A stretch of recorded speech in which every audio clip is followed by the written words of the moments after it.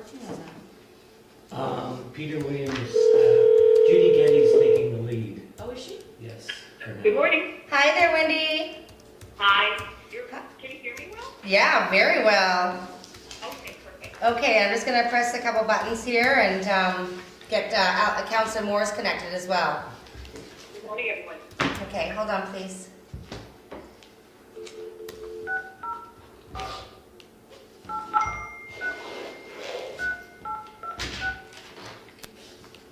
Do our new members know that for every minute late, you've got a round for the table?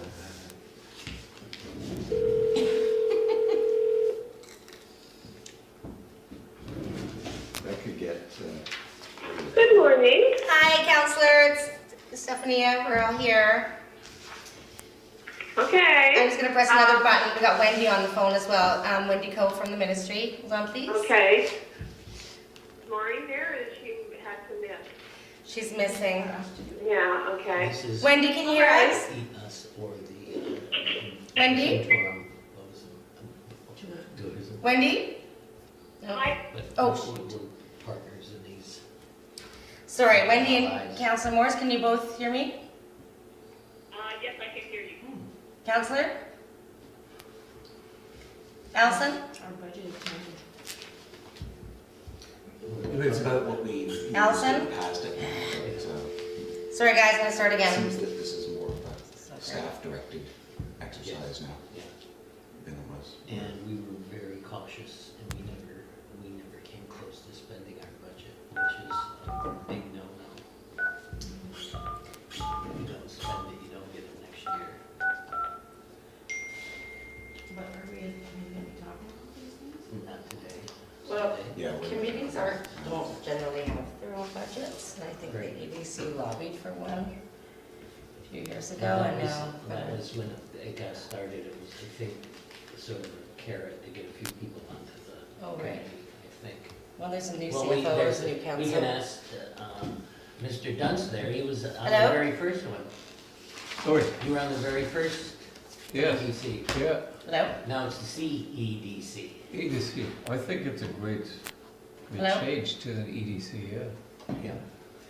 Yeah. But as far, hey, good morning, Natasha. Hi, Natasha, Good welcome. morning, everybody. Morning. Hello. Morning. Morning. Anybody sitting here? No. Sit there, Welcome. Thank you.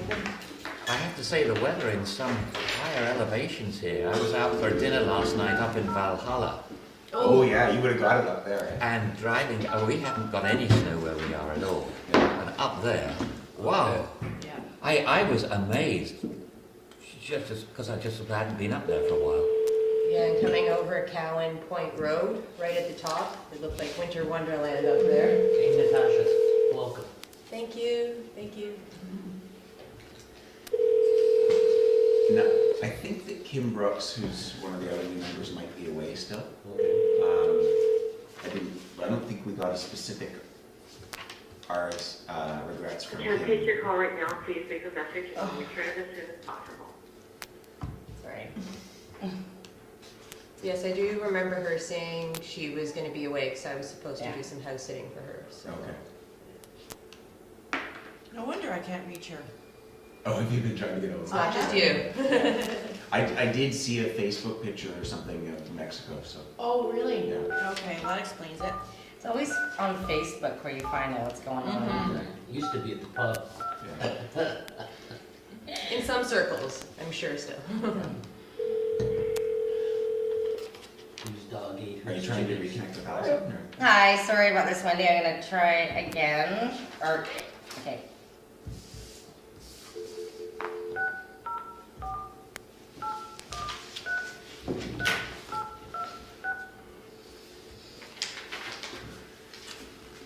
Whole thing's being filmed, so it's great. There are cookies and grapes and oranges and water over there. Yeah, I saw that. Okay, That's very let's try helpful. this again. Hello. Hello. Okay, Wendy, you're not there? Wendy? Hi there. Allison? Okay, we got three Hallelujah. voices. Thank you. Okay, we've got Councillor Kale, the two new members, Wolfgang Dunst, Natasha Baz, And our old timers, Vaughn Culver and Wachtman and Rod Marsh. Old timers. And online we have Wendy Coe from the ministry and Councillor Morris. Great. Good morning. Welcome everybody. So I think we are due to get started here. I believe that that of our new members, and just for the record, Wolfgang Duntz, who's with us here, Natasha Vaz, Hello. and then two new members, one of which I think is away, Kim Brooks, and I think Kirsten might be on her way. I haven't heard either way. She has not been able to make it. Oh, she's not able to No. make it? Okay. Family. But, Oh, no, she's, I'm so sorry, is it her father is Yeah. desperately ill at the moment? I think at the Oh, is that last right? stages of cancer. Oh, my. She's having a very difficult time with it. Oh, Okay, and then, so we have also Councillor Kale, Michael Kale, and then Vaughn and Ed, of course, are here with us today. And we're looking forward to a presentation at 10 sharp from the province with Colleen McCormick and her associate. So we've got a number of things to get through here in the first hour. Starting with, well, again, welcome to Wolfgang and Natasha especially, and our in absence members. And of course, Alison Morris was at our last meeting and appointed to our committee as a third or stand-in, I guess, councillor representative, which is terrific. So now we have Maureen, Michael, and Alison with us represented from council this year. One more and we can rule the meeting. Right. playing with the full one deck. more and one of us has got to leave. Now, we had, have you distributed already to the new members, Stef, handbooks? Wait, did In we your get- appointment letter, you would have received a PDF of the community resource Okay. center. Yeah, Perfect. which is under revision at the moment, so. Right. General guidance document. But one of the things that, and I won't take much time right now, but I think it's a good thing, if nothing else in handbooks, just to sort of have a quick read of the terms of reference for the committee What do you mean, the orientation binder? and the orientation Yeah, binder. we've got two in the front, so Yeah. let's get them before you leave. Okay. Yeah. And because it gives a good context right off the bat of, sort of what we've been asked to do from council and sort of what our responsibilities are from council. The terms of reference are also on page 34 of the Have we agenda. got it in here? Maybe we should just have just a quick read over. So, so we say that our purpose. Page 34 of the agenda. It's here. Yep. Yeah. Oh, right, yes. right. I read this. You read it, okay. So our purpose is to facilitate community economic development on Bowen Island and provide council with advice and recommendations on community economic development for Bowen Island. And primarily, I think, if I'm not mistaken, council views the CEDC as a place to refer issues for, or topics that council is considering for recommendations. We have made recommendations to council unasked for, and a lot of our discussions sort of range widely about economic development in the community. But really our communication in a formal sense, I think, is from council giving us requests, driving our activities, and then us responding to council. And so we act as an advisor, and that's the next line. And as far as develop a framework and facilitate development of action plans for economic strategies and initiatives for council, facilitate the development of action plans to implement council's approved economic strategies. Those are kind of the key highlights, I think, of what it is that we're meant to do. And of course, we have a certain number of size of members we need to have a forum. Hi, Hey, Maureen. Maureen, thank you for Welcome. coming. Morning. We're just doing some introductions, and you already know people at the table, I think. So Yep. jump right in. So I'll leave it at that for this point. But let's move on to approval of the agenda. This is the revised hot off the press agenda, so if you, does anyone want a minute just to kind of read through it? Sorry for all the late items. Oh, this isn't what you, okay, Sorry. not working. Yeah. Yeah. If there hasn't been time to review some of them, that's fine. Okay. Yeah, well, let's just take just a minute just to, everyone can walk through it.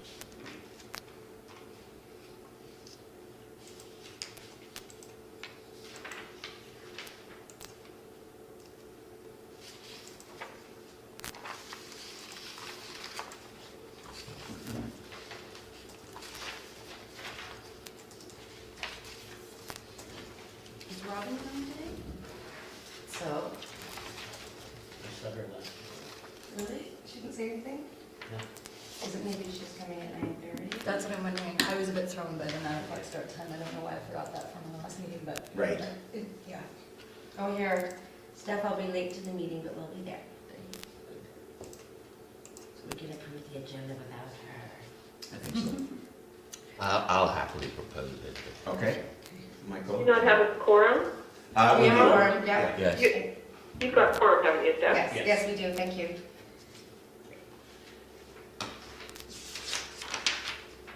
Well, I'll second the approval of the agenda. Oh, no, you can. All in favor? Okay, we'll adopt the agenda.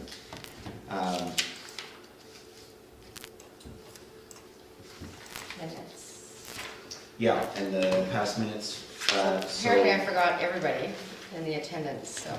yeah, so let's just quickly review who was here. So we had Councillor Morris and Nicholson, Councillor Morse and Nicholson. Yes. Yeah. very important people. I, Apologies. And Maureen, myself. that was it, wasn't it? That was, It was a, You didn't have any members. yes, Robyn was Yeah. away. Right. Yeah. Okay. And otherwise, a motion to approve the Minutes. minutes. That's Ed it. I'll second. and Maureen. Okay, all in favor? Aye. Thank you. Okay. Now on to the Action. exciting. It doesn't look like we have any public comments this morning. So on to our action items, which you can find on page 8. Email specific comments regarding the short-term rental work program and public participation plan to Emma and Daniel. I think that's. Yeah, does anyone, did anyone actually have any specific comments on the short-term rental program? I know it was a tight timeline from our last meeting, and we didn't have much time to consider it beforehand, so. Not since that last. Yeah. Might be something that we want to consider adding to a future agenda, and maybe when Robyn is back, to just to talk about short-term rental and what our role might be in that ongoing. So I believe that she mentioned EDC as one of the stakeholders in the public participation part of it. And also, the housing committee has been asked to comment as well, and Robyn's the chair of that. Right. So they're two different ways. Yeah, okay. That might be interesting, we might have more thoughts after our presentation today too with the connected communities. Because, of course, housing falls into the bigger picture of our economic development and diversity in our community. Okay, so work plan with planning staff to schedule a business breakfast for short-term rental proprietors in April. So that was discussed with Emma not in the room, and I got Emma into a room, and according to her work program, May is better. Okay. And so we might want to make a resolution about that. I also found in my notes that we talked about doing health and wellness breakfast, Mhm. or, you know, getting coffee and muffins. Yep. So I put together a list of So, Yeah, so I- maybe you wanna do health and wellness and then. In April? Short term. yeah, Yeah, sure. does that sound reasonable to everyone? Mm-hmm. What about all of The- Sorry? sorry, we had also talked about one for all of the, sort of self-employed. Yeah, like. So home-based home-based businesses, businesses, and yeah. then agriculture, I think, is also, Mhm. we had someone come into the environment committee, Julie Sage, talking about food security. And we had Jackie, Bradley?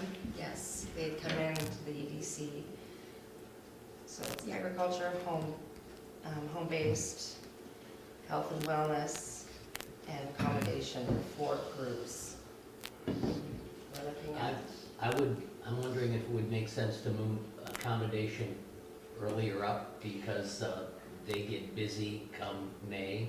And there may be some things that they can share and learn in preparation for this season's Yeah, focus but, crunch. well, you said that Emma said May was better, and they're busy all the time now. Okay, okay. Maybe not weekdays so much, Mhm. but, Yeah. so, you know, I'm and then just still a wondering Wednesday morning, yeah. if there was something to learn early on.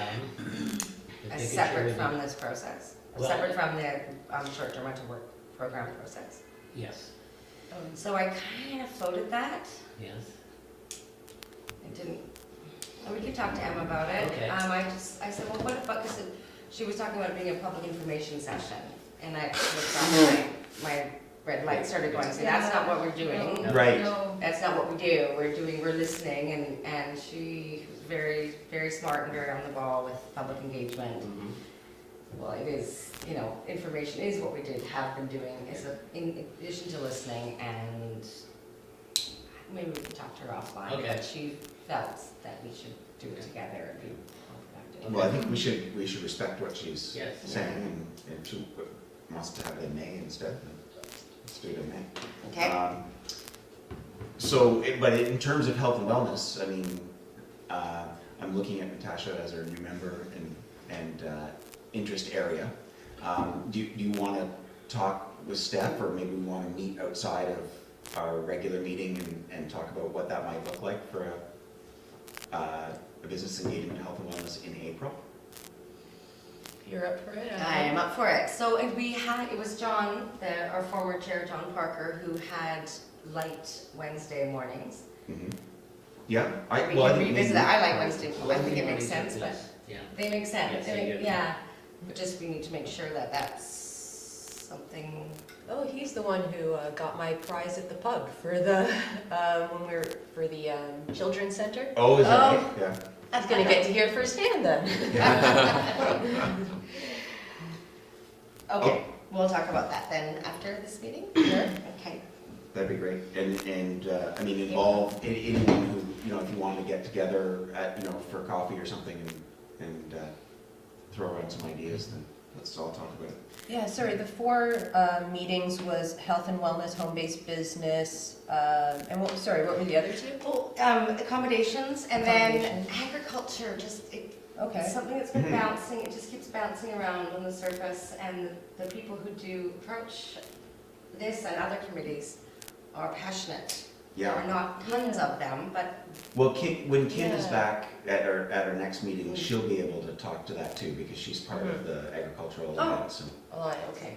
Yeah, and Julie Sage, her and, can't remember the other lady's name, but they have that whole food sovereignty group going on Bowen. And I definitely think things like agriculture and health and wellness do overlap a lot, especially if we want it to be like sustainable on Bowen Mhm. as well too. Do you think that would be worth putting them together? I'm not sure. I think having it separate might be a good way to start. Yeah. And then Okay. go from there. Yeah. And if there are people who cross over, who they can come to both. Okay.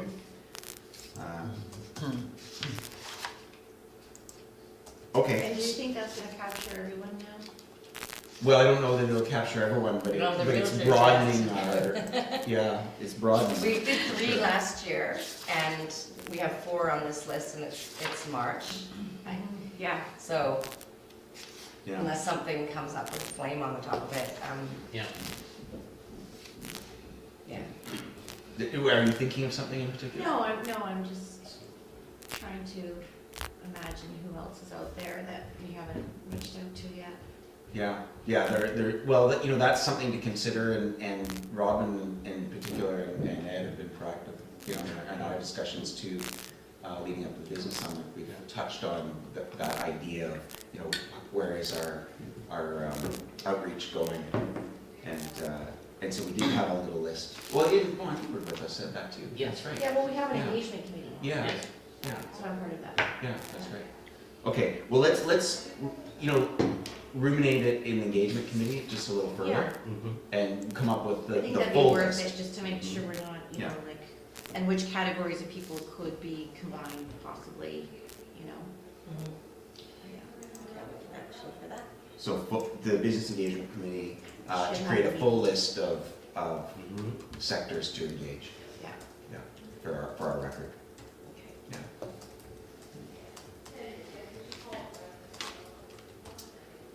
And for accommodations, it's Emma, what's her last name? Chow. Oh, okay. Okay, so prepare a brief report for council, including the CD presentation provided by Lindsay Bishop in 2017 regarding changing the committee's name, Done. and name changed. Thank you, council. There is an excerpt. It's interesting, it's morphed from the very first meetings I had when we were EDAC, the Economic Development Advisory Committee. Right. We The scrambled. very first one, and then we became EDC, and now we're CEDC. So there we go. I've changed the heading on my computer appropriately, and with some difficulty, albeit, and great. I applaud the change. I think it's broadened the focus appropriately. Go for it. Good, and of course a nod to Chris Corrigan, who kind of carried that torch throughout his term as chair of the EDC prior. Okay, and then actionable resolutions, if we change the name, yes, that is part of that. Okay, great. Well, it was a short action list, but we've got more work to do and some done.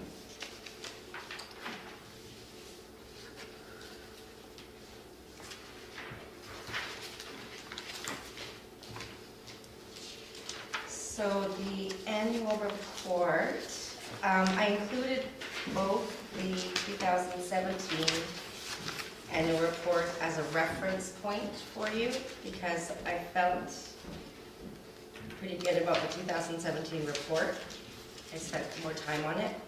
2018 report was done while crying, so, but there it is, there's the draft. Yep. It starts on page 14. It's draft, there's some yellow bits, draft. I apologize, I haven't had a chance to look at it in advance. Maybe we can make deadline for. Yeah, I think we need to do that for sure. Yeah. That people need to have time to read through it and consider. But I do, like, off the top, some of the things that I see, which I think are really great and important to include is a big part of our work last year was the speakers and delegations that we invited to talk to us as the EDC about community economic development, different aspects of how similar communities in our area and in BC have engaged in a community economic development exercise, both from planning to sort of on-the-ground initiatives. And it was really interesting to hear from West Vancouver, from Gibson's in particular, I think. But I think the objective last year really, in a lot of ways, revolved around educating ourselves as a committee, so we could then this year take that discussion into the community. And that is a big part of our business engagement, which is really the biggest part of our initiatives that we've planned for this year. And our meeting today is going to follow that as well, in terms of helping to design a roadmap for Bowen Island and how we might move forward in a more technologically sophisticated time that's rapidly coming upon us, or is upon us, or has been upon us for a while. So, so you've highlighted those things, which is great, I think, Stef. And our events, which is great. The Buy Local campaign, which later in the year we invested in through the BC organization that helps promote that. And now it's morphed into a more managed by staff approach, which seems to be And ongoing, ongoing. not just a seasonal thing, Yeah. which is great. I think we're gonna go November to March. Oh, well, then that's still more than, I think, what the push had been before. Yeah. Yeah, if, The budget's approved, yeah. Rod, it's Allison. Yes, Hi. Allison? There's a bunch of yellow highlights near the end. I think it's a really good draft, Steph. Thank you. And the, sorry, I got more of a froggy voice. The yellow highlights, the appendix, are you planning to put in more detail in the appendixes? The appendix, so for example, the food industry breakfast, there is a report Yeah. that was general, a note/report generated from that event. So Okay. that'll be in appendix, those 3. And then the one mentioned of the Buy Local campaign, there was the PowerPoint Yeah, presentation. no, that's it. So that's what you were tending to. So then I was wondering, when we get down to the bottom and the timing, are we going to approve this draft today? I'm just thinking about budget timing. Yeah. And I think it's very important that this report go into council before council's going to be deliberating on the budget and how much money we might get. I agree. The turnaround's been very fast. It's been, Yes. Yeah, I mean, I've just, I've been reading through it, and I think it covers off everything, and you've got links to things, so. so do you, Rod, do you think we can do like a approve as amended and then put that as amended with a sort of a 3-day window for comments? Mhm. Do we have in a copy of our budget from last year in In here? because I think that would be reasonable to include as an Okay. appendix as well. Excellent. And I think one of the things I'd like to do myself, and I think maybe we all should, is just look at that budget and the items that we had on that budget and compare it to Okay, our I can do that annual right now. report. Mhm. Just to make sure that we haven't missed Right. anything, because that's really our other main document. So Rod, it's Allison again, so the financial implications, Steph, that appendix would be our budget request Yes. for 2019, That's exactly it. It's been yellow. not an accounting of what we requested for 2018 and what we did with it. No. Now, That, is Rod suggesting that we Oh. should add the accounting of what we asked for in 2018 and what we did and how much is still carried forward? Yes. Yeah, I agree. Is there a carry forward this year?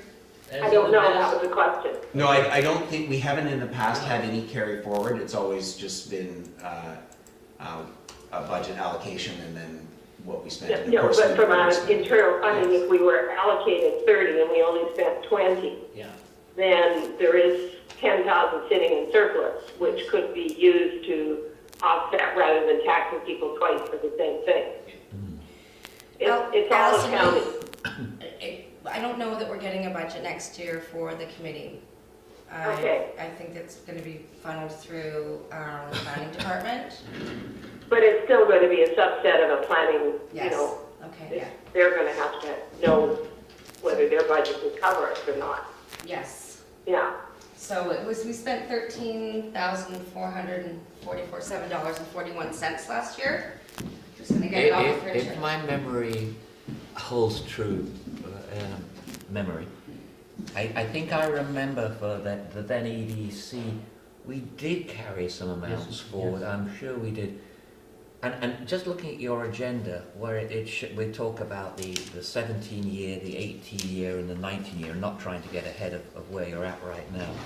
I think it shows the value of record keeping, and if I may suggest, I think through Stef, trying to get a little bit of a template so that each year, when you're comparing, you've got, if you like, you know, laid out like this, but the continuity is there, so we can look one year over another. And when Stef comes back, I want to ask Stef, Yes. I see we go back as far as 2017. I'm just asking the question, do we have these reports for the 16, 15 years, etc.? Just Yes, as they're we do. all, they should be on the EDC webpage. Okay, all right. Because the easier it is to read and the greater the continuity, frankly, the easier it is to approve. So, do you mean as far as the format? Well, yes. So Anything last year and this year are same, almost yeah, identical, just because I was the one who wrote them. and I applaud that. And if that could continue, and then the report reflects the format, it just makes it so much quicker, so much easier to administer, and works in the favour of the person making the ask. Yes, you see, the amount remaining is 13,000. Oh yeah, sorry, that was the wrong number. It's 11,552 we spent. So, if that is the amount, does that represent, I presume, amount remaining, Steph, is the amount unspent? Yes. Okay. This is 2018. I mean, you know, if you carry this, I'll make a request to carry this forward, or whatever the correct procedures are, it certainly gives you a little bit of a boost on top of the amount that you're asking for. I believe our budget was $24,000 for the past 25, yeah. 25,000, and what we didn't spend, it was presumed. There's the budget request. Okay, So we, Okay, so, that we would get the 25 again. In the past, I Yeah. think that's how it was. yes, in the past. Yes. I think as a committee, I think we have actually consistently underspent and carried over. Yes. So if we've consistently underspent and carried over, I would not, that's not a good habit to No. perpetuate. no. And I think that's what's happening is that the planning department, it appears to me, has taken what we actually have spent and revised our budget accordingly for us. Yep, and so they should.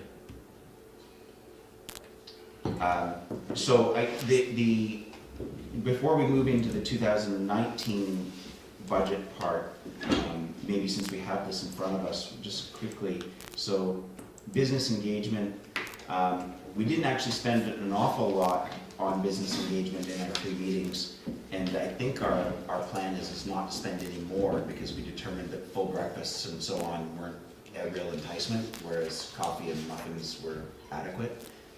So we probably, even though we're going to do 4, we wouldn't spend more than the prorated amount, and so, you know what, we'll look at that in a second. The speaker series, Steph, I think, can be lauded for enticing people to come through her friendly invitations without financial enticement, to a large degree, and that may change, and everything will change as we've amended if we were to receive the Rural Dividend Grant, and look at hiring a Community Economic Development Officer or some sort of position within the municipality. I would foresee that the EDC would have more of would need a working budget request in addition to just funding that position.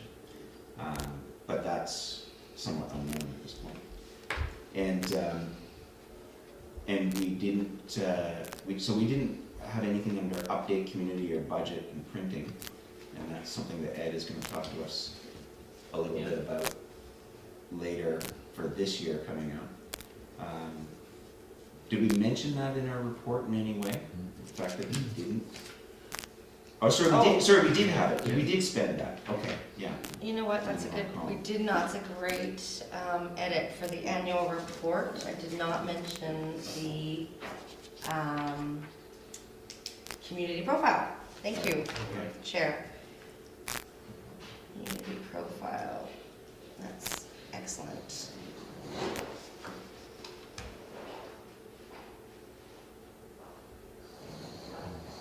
So and did we mention about how our rural dividend funding application representation, which is really not ours. So what I did for the rural dividend is I included that in the ministry collaboration because Wendy has put so much effort and commitment and value into that process and has achieved so much success so far, thanks to Wendy. So Wendy, are you reading the paragraph on you? On page 14, the story of... Yeah, page 14. Yes. Thank you. And I'm gonna edit there, 2019. If that's a true story, please confirm or deny.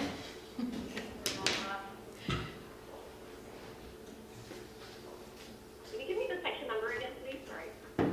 Sorry. So page 14, Bob, halfway down says ministry collaboration. So it's page 14 of 37. Oh, or sorry, if you're doing your Kind of HTML version, it's going to be, Oh, I'm reading 14 of 16. Sorry, that's not right. yeah, section 5.1B. 5.1B. I don't see it. Oh, you know what you want to do is, here, I'm going to send you a link because it's the revised. Should be fine, but you can send it to me later and I can double check with that. Okay, I'll just send it to you now, but I'm pretty sure it's fine.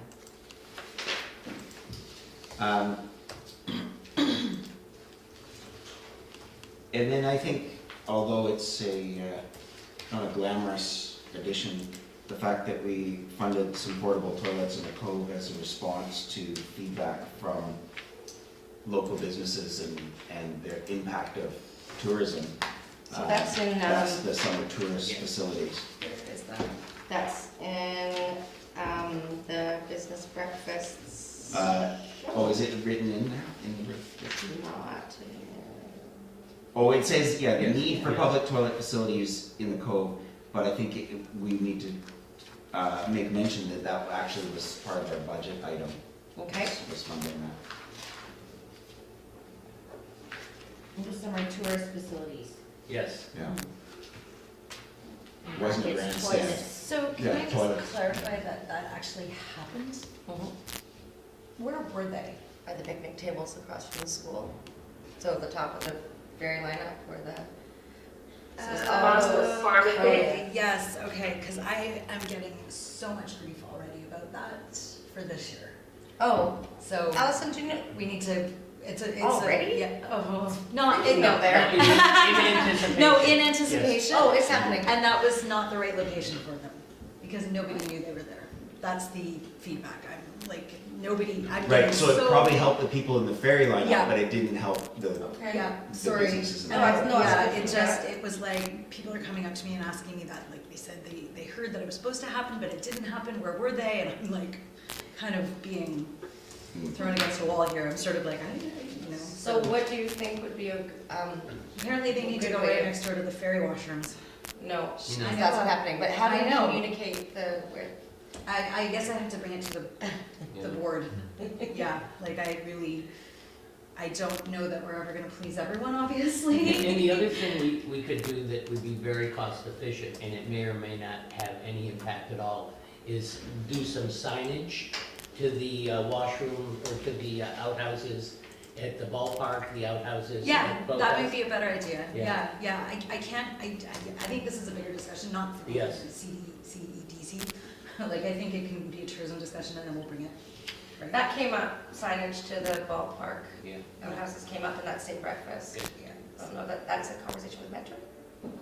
Uh, Metro yeah. Vancouver? Yes. Yeah, You can ask Councillor Hawking. Well, we can also, put some signage up on our own municipal property. are we allowed to? Well, on our municipal property. Yeah. So, Okay, so as far as our annual report, that we're just going to include a little separate section about that spend and some of the feedback or recommendations.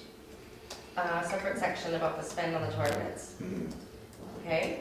And then feedback, Well, I guess just we'll move that into our 2019 plan, maybe, in terms of what recommendations we can make for council. I don't think it's appropriate necessarily that comes out of the EDC budget. That was No. just the fact that we had allocated and it was. Yeah.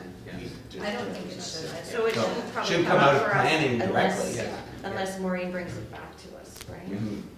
I Well, think then, that I but can- we can make a recommendation, but Yeah. it shouldn't come out of our budget. Yeah, Right. yeah, yeah, and I wouldn't come here asking for that. I would, that's definitely, like you said, a planning thing. Mhm. I think it would just be, I would just come here and advise that this is what's happening. Because I think that's a discussion between tourism and planning, Yeah, so. Council. Or council, yeah. yeah, So I need to figure out how to do that. We okay. can make a recommendation to council, you can bring this to the committee, and the committee discuss it. Yeah. Recommendation to Yeah, council. okay. Okay, good, well then For let's next just meeting? leave that Sure. as a, you know, a discussion to carry on with Tourism Bowen and staff and council. But mentioned it in our 2018 report as a spend. And then education and courses, do we? talk about that? No one did any courses this year in 2018. 2017, Michelle went to, what do you want here, Hopeful Economics. Mhm. She attended that. No one went to a course this year, but we do have a small investment in the Chamber of Commerce and the British Columbia Economic Development Association. And now BC Local. That kind of falls under those collaborations. The fall Chamber of Commerce? under. Mhm, So just a membership mhm, for the municipality? Yeah. mhm, Yeah, with the Western Western. Chamber of Commerce. mhm. I just want to ask, as a new person, are these courses that like members on committee Yeah. could be taking? All right, well, I was just really interested in the one that we had at the summit meeting. Remember how we had a 6-week course at Simon Fraser about community economic development, everything Right. that he was saying with his plan? Mhm. You know, triple bottom line, I think that might be something valuable that's integrating a lot of the initiatives that I'm seeing here. Right, well, you know, I think that this section is maybe something that we need to have a working group meeting about. And that I think probably we could evaluate the value of the BC EDA membership and the Chamber of Commerce membership, and we could also discuss other opportunities for development of information, of our knowledge about community economic development. And one thing that was brought to my attention by Councillor Nicholson is that Salt Spring is having their, I think, a biannual, it is, Economic Development Summit in the fall of this year. And from what I've heard from people who've attended before, it's been a really well-organized, well-run event. So it might be something we want to add in as a possibility as well for some, or maybe a contingency of people to attend that. So let's keep that for, again, for our work plan, but we could just mention in our 2018 report that, you know, we had 2 memberships. as part of It's that. there. Yeah, is it? Okay. Yeah, certain, on page 15, under partnerships and collaborations near the top, page 15 and Okay. 57. Good. Super. With the BCDA, West Vancouver Chamber of Commerce. And then I've included BIAC and TBI as community partners. Yeah. And then I mentioned supporting the community center effort, the letter that was Right. written. Right. I don't know if there are any other collaborations that I'm missing there. So if somebody from the EDC attends a Chamber of Commerce event, you go as a member? Yes, please. That'd be great. EDC Can you do member. that? Well, We used to I- have Glenn and, I'd go into some of their. we don't have events. anybody Yeah. here going. Gordon used to go, the chair, and Glenn was going, with Yeah. Kevin, and, yeah, we have no one right now going. Oh, okay. And we- I'll consider that. Really? That would be great. At West Van Chamber meetings, or, Oh. West Van Chamber of Commerce. So we had a Chamber of Commerce on Bowen Mhm. for a while. Rob can speak to that, and then we Well, I don't think we'll So- speak to it right now, because we need to keep moving, Yeah. but, okay, I think, so unless anyone else has anything immediate to add to this, do you want to, in the next day or so, if you want further time to add some, get something to Stef, and then you would send this to council later this week, like Thursday, or Yes. When before would the you next need- meeting? Hopefully Is that Monday or what? Tuesday. When would you need it from us? Why don't we say Tuesday Yeah. at 4? Okay. Okay. And it's going along with the budget request? for- Yes. Okay. So if we need to make any changes to the budget request? That's our next. Yeah, that's our it's next just thing, the annual so- report, yeah. Yeah. So I'm gonna say Tuesday, March. Counselor, what's Tuesday? March Well, 9th, 10th, 11th, 12th. March 12th. At 4 o'clock, and it's in. Just so far, I've got, include the 2018 budget appendix, mention the community profile, separate section about the spend on toilets, are my 3 main edits. What, I mean, Sounds good to me. okay, so can we just do a resolution saying as amended, and that as amended is going to include the future amendments by email? yes, to Alison Mose's point, I think this moves it along, and that's good. I recommend we do that. Yeah, I think she made a very valid point. Good, okay, so, That the Community Economic Development Committee recommend that council receive its 2018 annual report for information as amended at its March 8th, 2019 meeting. I would like to move. Maureen, Sure. and Ed, second. Sure. All in favor? Okay, unanimous. Work plan and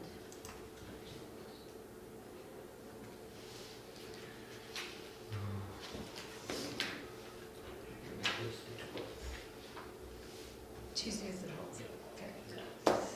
So the work plan is there, and on page 18 of 37. So it's just kind of a list of to-dos, really. That came out of our Yeah, sorry, for those who didn't attend, or weren't yet to attend our strategy session, it was a terrific event, and Robyn took the charge with a little bit of help from Ed, I think, in terms of facilitating it, and it was a well-facilitated event, and we heard from everyone and came up with essentially the summary, didn't we?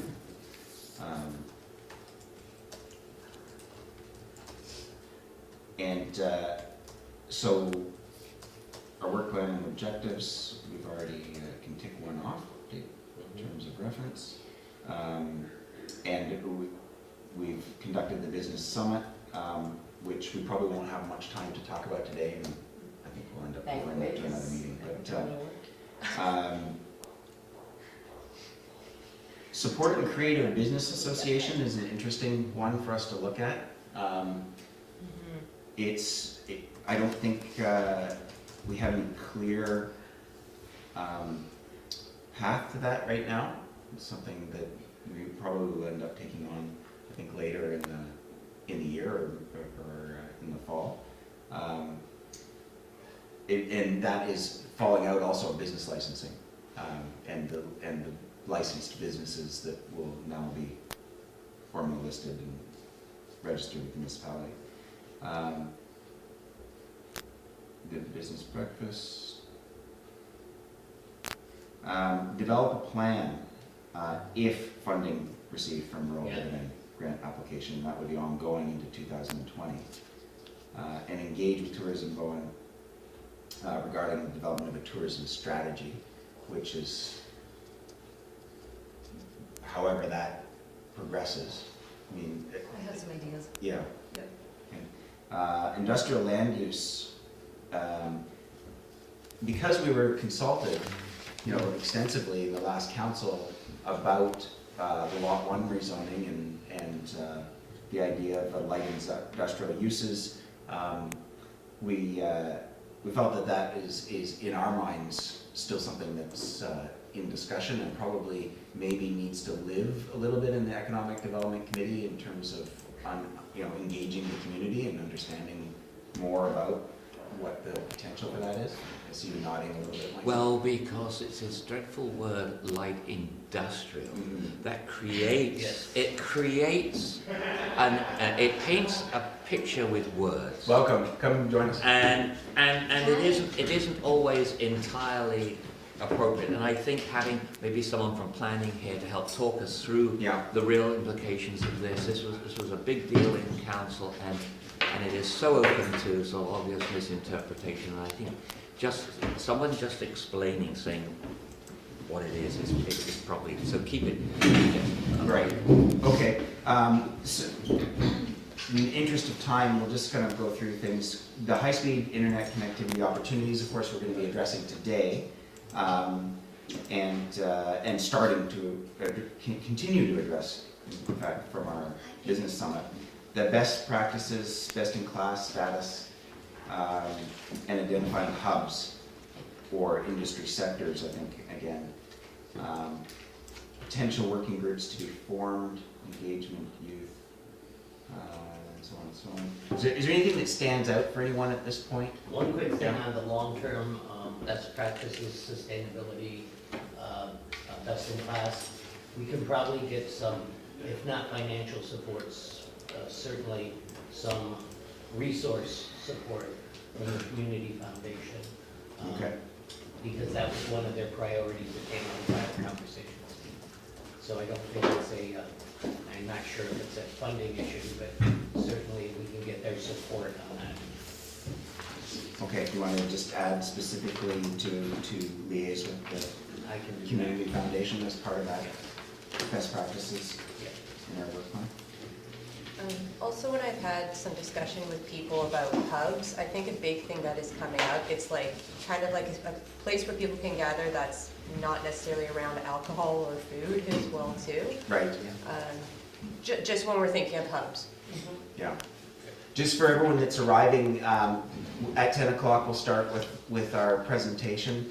Right now we're just in our regular meeting, and they are always on camera and open to the public, so you're welcome to attend anytime. So we're just going to carry on for a few minutes. We've got. John? Yes, hi, Allison. On the industrial, Yeah. you might want to just change it to light industrial land use rather than industrial. Right. Yeah. But no, that's, No. Okay, you want the whole broad industrial, light, heavy. Yeah, whatever. actually, yeah, that is true. Yeah, that is part of the discussions that have been had. Yeah, for sure. it was talking about heavy machinery and storage and ugly, smelly things in the strategic planning. That's Okay, what's but there's going the to- light industrial that was proposed for the lot one is Yeah. quite different from heavy machinery and that kind of stuff. So, okay, so I just wanted to make sure you were talking about the full gamut of industrial. Yes, yeah. Okay, thanks. Okay, I think, again, before next Tuesday, if anyone has any further comments on the work plan or wants to discuss it, you can let Stef know specific recommendations or. To be fair, this one has been out for Yeah. a while. Yeah, thank you. So amendments by Tuesday, and the budget will need to get a recommendation or resolution today. Okay, so let's turn to page 20 of 37 for the 2019 budget request.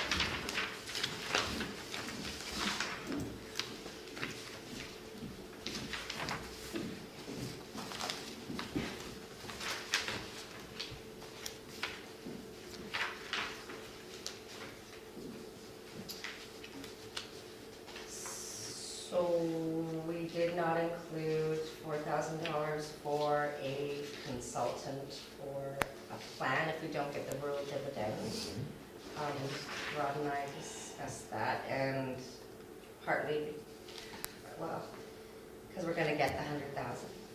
Because we were gonna Short get answer. Can I just ask, the 100,000, that's a one-off, is it a one-off grant? This is not an annual, just a one-off $100,000 grant? Yes. Thank you. And just in brief, the conversation that was had at the time, also with the ministry representatives, we envisioned that it would bridge 2 calendar years, and that it may be a certain percentage of a position, of a full-time position.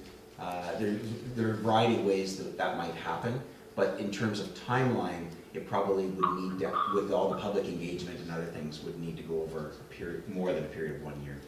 Wendy, are you wanting to speak to it? Hi there. So depends on what was the application. I think there is a possibility to, if you had stated in your application that it goes beyond 1 fiscal year, then that would be taken into consideration when they reviewed and evaluated your project. And it is for the duration of this project, whatever the length is. And there will be, it looks like there will be actually a 6th intake that will be coming up in sometime, I guess, in the summer or thereabouts.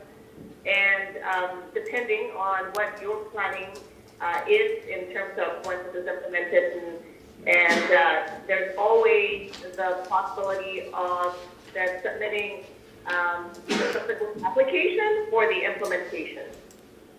Okay. Okay. Well, it's Allison. I think for our purposes, the government's fiscal year is March 31st. So I think it'll probably cover for our calendar year fiscal part of 19 and part of 20, but would probably be all done by the time you get to the end of the government's fiscal year, March 31st, 2020. Right. Okay. Yeah. Okay, so I think unless someone can see something that's obviously missing from our budget request, I mean, this has also been really directed more by planning in cooperation with us. Would that be fair to say?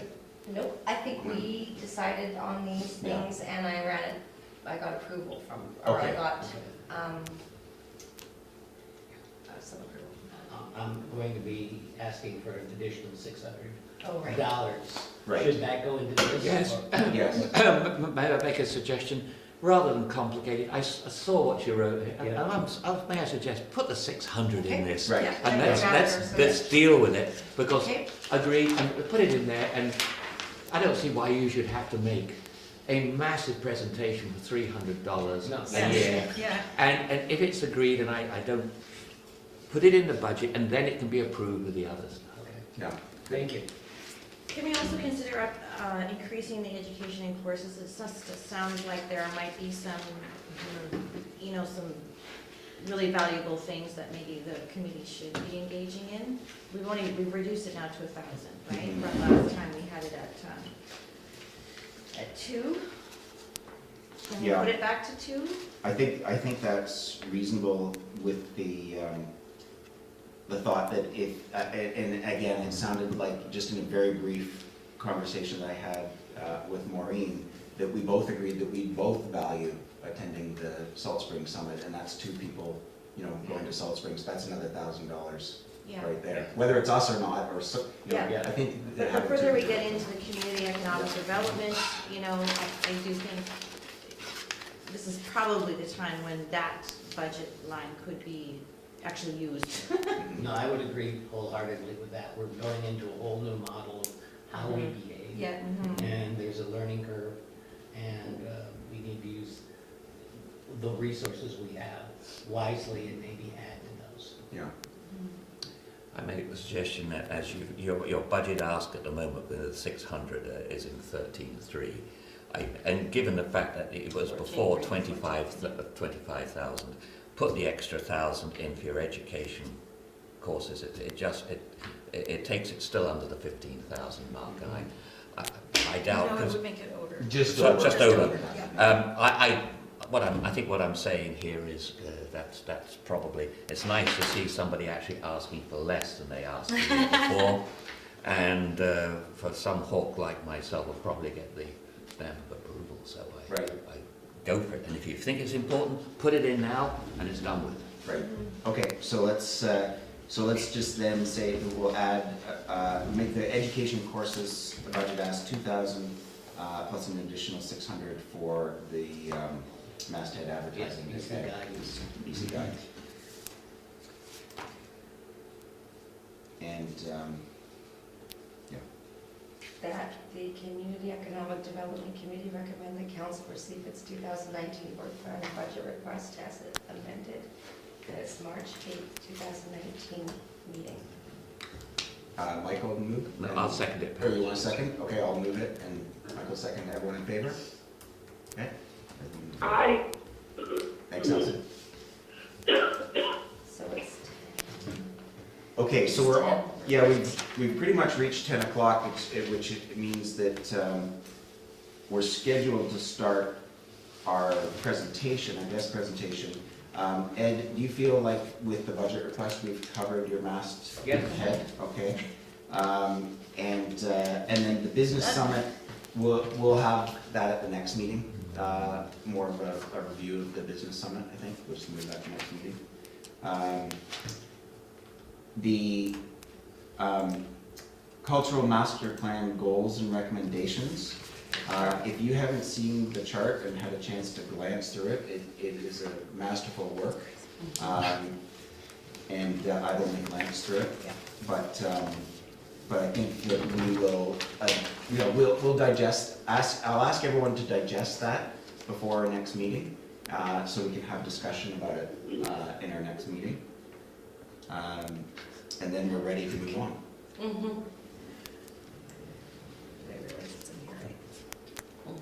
Is everyone fine with that? Yeah. Yeah, and Rod, I'm going to sign off now. Okay, And I'll watch the video later. terrific. Okay, Thanks thank for you. reporting. Thanks, Alison. Hi, Allison. Okay, so we're scheduled just for a quick break. Please. So let's do that, and then we'll have our introductions. And hi, Peter. Hi, just before we break, I'd just like to offer Oh, okay. everyone here, if they want to have some promotional advertising or anything to bring to the community's attention, your efforts, you can present them to me and I'll post them in the express bus. Oh, So we'll get some exposure. I've got 80 feet of advertising space if you want to do some advertising for businesses or proposals or whatever you want to do. Feel free to give me a call, there's no charge. Okay. fantastic. Thank you. Okay, break. Okay, so we'll just have a quick break, and then we'll start with our presentation. If anybody, We're buying, Hi, Marie, sorry. Hi, how are you doing? Suicidal. Sending you an email after the meeting last week, some trades I know that are willing to work on it, just so you know. I received that. You sent it, yes, yes, your face, your name, yes, I gave it to you.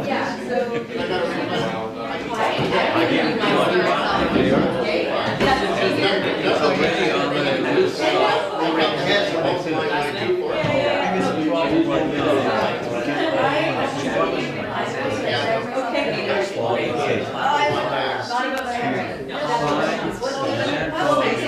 Right. We have made a major change. okay, I'm gonna put myself and send you guys He area. is doing that. It's about any Okay, let me just sit here for a second, I'm gonna download this. I went to another meeting yesterday morning, because I have them every week. And they make these really, really lovely guides to everybody that has in the group. So we have, so then over here, we do all the business and trade services, like architecture, nature, landscaping, tourism, electricians, and then all of these other things. And, you know, this is part of what we do, so if any of those businesses can be of help. Okay, There you go.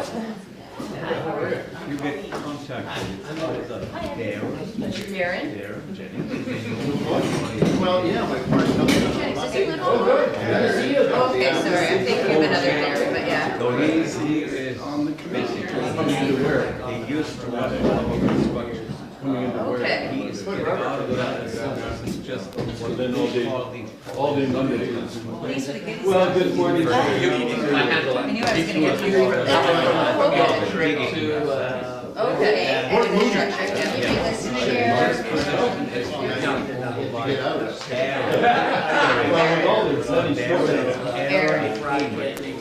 Aaron Payne, okay. The two of you can sit here and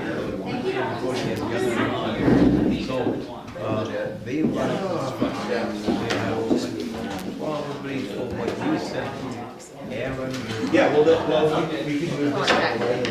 up. Okay. You can sit up there, generation. There you go. Another one. And we have much, much luckier people. By the time they realize what it takes, Yeah. we started, actually, we sold quite a number of I had no problem doing that.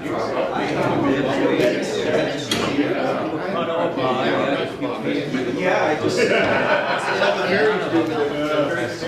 Been involved for the last Well, couple of years. this guy right here, Darren, he's actually on Bowen now 3 days a week. He's been doing it for almost 2 months now.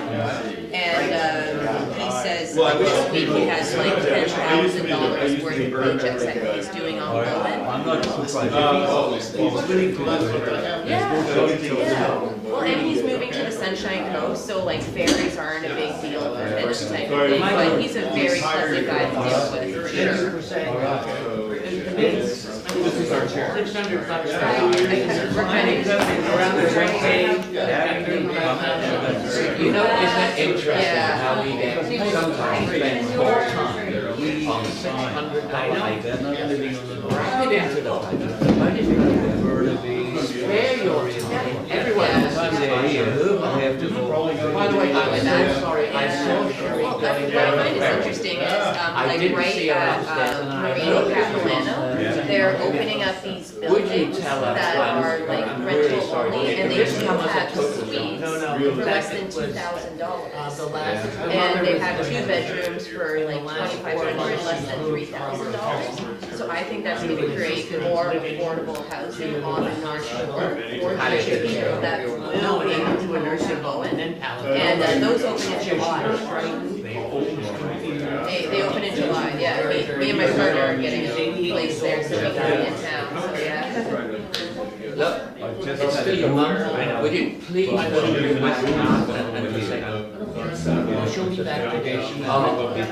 I saw her, and she just looked preoccupied, so I didn't see her on the ferry. Came over here one day and I zoomed off. That's great. Please be honest with you. You still lose your That mind. would be great. It doesn't make it, it makes it a little bit better. a long time ago, so it got over now.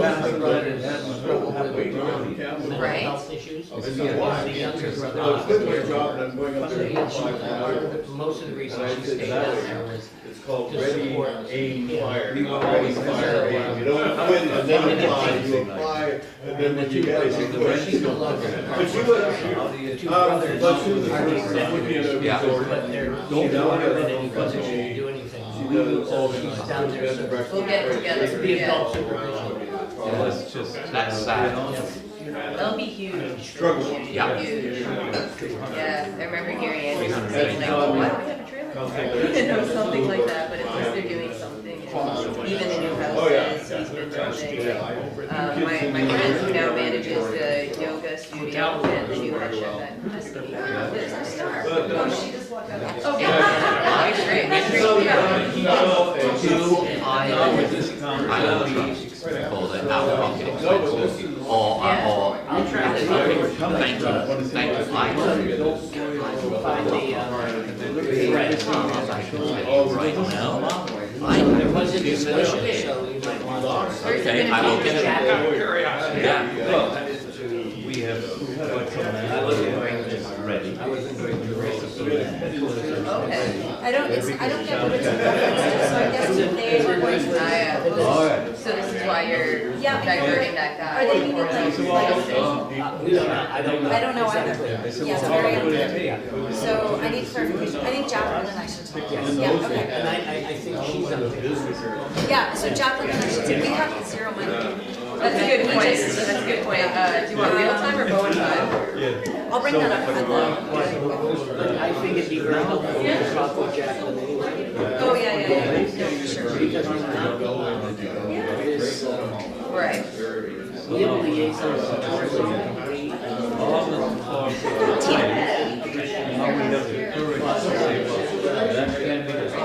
Tourism could be a really economic art ride.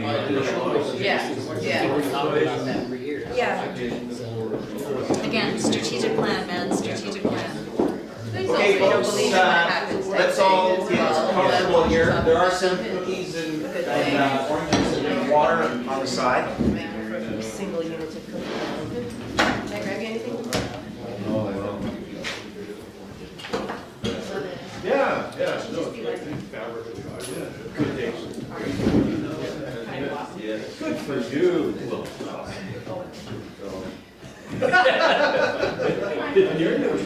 I am, yeah. Okay. All right. So first of all, I'd like to briefly just introduce you to Collen McCormick from the province, and Peter Elkins, her associate, who's I met both of them last night. They're very social and cordial, approachable people. So You met them at the pub? You mean equal to the drink? Best fries ever, and they enjoyed the fair, which is a great introduction to Bowen Island. And I guess I should just briefly recognize the fact that today is International Women's Day. Here. So thank you for everyone who's joining us in this conversation about our community and the connected community. And Collen is going to introduce us to a terrific initiative in a roadmap and ask us, I think, to be guinea pigs in terms of how this roadmap could be used to help our community understand better what it means moving forward in the digital age. I think we also should recognize here we're on Bowen Island, and forgive me if I don't get this quite right because Chris Corrigan is the expert at this, but on the unceded traditional lands of the Squamish Nation, and Neklelikum is the name of Bowen Island in their culture. So we're grateful to be able to be here doing what we do here on Bowen Island. So with that, Collen. thank you very much. Good morning, everybody. This is my first time on Bowen Island, although I've lived in BC for 14 years, and I have always been to the Sunshine Coast, but I was so excited to, yes, I'm finally on Bowen. And I had this lovely experience this morning in the restaurant underneath the Artisan Hotel, which straight out of Bowen, I think I was like, oh my god, that's super cute. What You is guys that? see these? Their t-shirts that Straight out Artisans of makes. Bowen. Oh, Yeah. And then the Bowen to be wild, so very cool. So yeah, I guess my role right now, and I've been in various parts of government, but always kind of around community economic development. I spent a lot of time in tourism development and mountain biking, different diversity strategies for communities to look at, think through, and eventually, start to activate. And some of these opportunities were incredible, globally showcaseable opportunities, which is really exciting. And you look at Burns Lake and some other areas that have been able to host the Big Pig and went through a transformation using sort of mountain biking as the means to become far more resilient after their mill went on fire up there, and it became almost disastrous. And there's a great video online that says not another ghost town. And, so I got to work with communities like that, going through that type of transition. which was a very cool learning experience and gave me a lot of insight to what it takes for communities to kind of own their futures and their destinies. So now I'm in this area of government, and I kind of laugh because I've been doing community engagement for a long time, and it was the connectivity file that I was invited to get involved with, and I thought, I don't know, I don't know that I know much about connectivity and the technical side of that. But what the reason why this initiative in government sort of became a need and was created, which is only about 7 months ago, was to better understand how connectivity, being a critical catalyst that it is, or can be, how do we do our best to ready communities to ensure that connectivity can lead and achieve well-being. There's a way we can, we're early in this game, there's a lot of investments that are being made, there's a lot of different stages of digital capacity and development around the province. There's some communities that are vulnerable given their location. There's amazing communities that have showcased and demonstrated digital excellence in their communities, and it is achieving, these initiatives are leading to local transformative sustainable economies. So if we're going to be investing and communities are learning and rapidly having to respond to these changes, how do we ensure they're set up for the best decision making and insights to how they want to drive that new infrastructure? Because all it is new infrastructure coming in. It's a big highway that kind of leads to anywhere, depending on where that community envisions it to lead to. So my work, I look at it as being, I have one of the best files in government right now, because it's all around how do you enable and support communities to drive this next version of their local economies. This is a tool, and tools are tools, but it's the how do you actually ensure that those tools are going to lead to what this community wants more of and wants less of. And so those intentional conversations to really get the community vision clear and looking at, you know, opportunities in a way that perhaps they've never done before, that's important to do. So we've embarked in this process of mapping out the conditions that we've learned from those communities who have benefited and are accelerating their local resiliency with digital. And so we've mapped those characteristics and those sort of ecosystems and who's in this space and how are they working together and how are they staying true to the ethos of the community, how is this all happening? And then we've taken those insights and we sort of put them together on a roadmap to kind of look at holistic and integrated planning, but maybe putting the digital lens on as you're doing all of your planning, and start to see where you as a community and other communities like you can be headed, where you can be headed. So we captured some success stories, and I always like starting off with a video to sort of set the conversation, and the videos help you see some vision and the application of digital in many different ways. So they're just powerful tools to kind of go, oh, that's what it looks like in really inspiring ways. Before I show this video, I just thought I'd introduce my colleague, Mr. Peter Elkins, as well, who is coming online to help us better understand. Peter's been in sort of the new economy space for a long time, in the living economy, and has worked in angel investment areas and looks at tech and tech for community empowerment. So he's part of these conversations to help advise on how we're going forward. But we're in a co-development space with this initiative where it's new, like you're calling it, it's the startup area in government, because we're trying to learn what digital can do and what new economy opportunities here for BC, locally, and then regionally, and then potentially globally. So what does that look like? And I think there's little, you know, bright lights and showcases, vignettes of these opportunities all over the place, and our role is trying to bring it together in some coherent way and say, hey, this is what we're seeing. Communities, if this is the direction you're going in or want to head in, maybe we can get this conversation accelerating and get really great insight to what the future potential holds. So I will also let you mention a few things about yourself too. Of course. I do know Bowen Island. I actually grew up on the North Shore.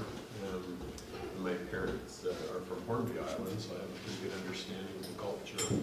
And it's interesting, our conversation last night, that I can draw a straight line from one Gulf Island to the other. And what I find fascinating about that is I can't draw a dotted line to the North Shore from here. And I think that's really an interesting observation, you know, when you have a bigger picture view of that, that there's so many similarities culturally between somewhere that's, you know, 400 miles away versus somewhere that's 20 minutes away, and I think that should be noted. My background is I was a paramedic in Vancouver in my 20s. I started a medical device company and sold that just after the Olympics, and started to get very involved in the community of Victoria, which I migrated to after the Olympics because, like lots of people, I was ready for a break from Vancouver. Through that, I got introduced to Community Economic Development, or Valley, the Business Alliance for Local Living Economies, and I was helping Simon Fraser University rethink some of the strategies for CED, which led me to Royal Roads, where I teach now, and I got very involved in the technology sector because it was emerging in Victoria, and started a group called the Capital Investment Network. So we do a lot of the early stage tech seed investing in British Columbia, so that's led me throughout the province, and we've innovated a couple things which are now going to be introduced nationally. One of them is called the Women's Equity Lab, which is the right day to talk about it. So it's a group of accredited women that have syndicated their money, and they're investing in tech companies with a lot of guidance through some investor mentors. And what's interesting about this for me is there's a guy in the States I was introduced through SFU called Michael Schumann, and he's a lawyer by training and an economist, and he's written a couple books about just how to stimulate local living economies. And we really haven't introduced any of those principles into our economic development that I see in Canada, and certainly British Columbia, and places like Bowen Island that we care about, because this is where we live. So there's so much opportunity, and from all these experiences, really what I'm interested in is helping people reframe how they invest in their own communities. So there's millions of dollars leaving your community every day through your retirement investments, and it's a cultural thing in Canada. Some of that money can start coming back to these communities in very legal, very organized ways that have good risk profiles compared to other investments. It's just nobody's thought about this stuff. So this is a great opportunity to take all my experience, and in there, I've also been an international consultant and worked in other countries in the world. I don't take hours to describe how that happened, but it started on a bike trip in BC. So just taking all that experience and applying some of these, you know, ideas to what we can localize. So my passion is building local living economies, but I also have a lot of large corporate experience and a lot of finance experience that I like bringing back down to the, you know, the local living economy space. So I'm here to help you in any way you see fit. I'm a resource. I don't work for the government. I've participated in this program because I see the real opportunity to mobilize this provincially, and I'm also on the Emerging Economy Task Force for the BC government, which is the Innovate BC Innovation Commissioner. So I just have a lot of connectivity, and I truly believe that you know, the local economies can thrive in British Columbia and show leadership globally once people realize what those mechanisms are. So think of me as a free resource thanks to your provincial government and your taxes.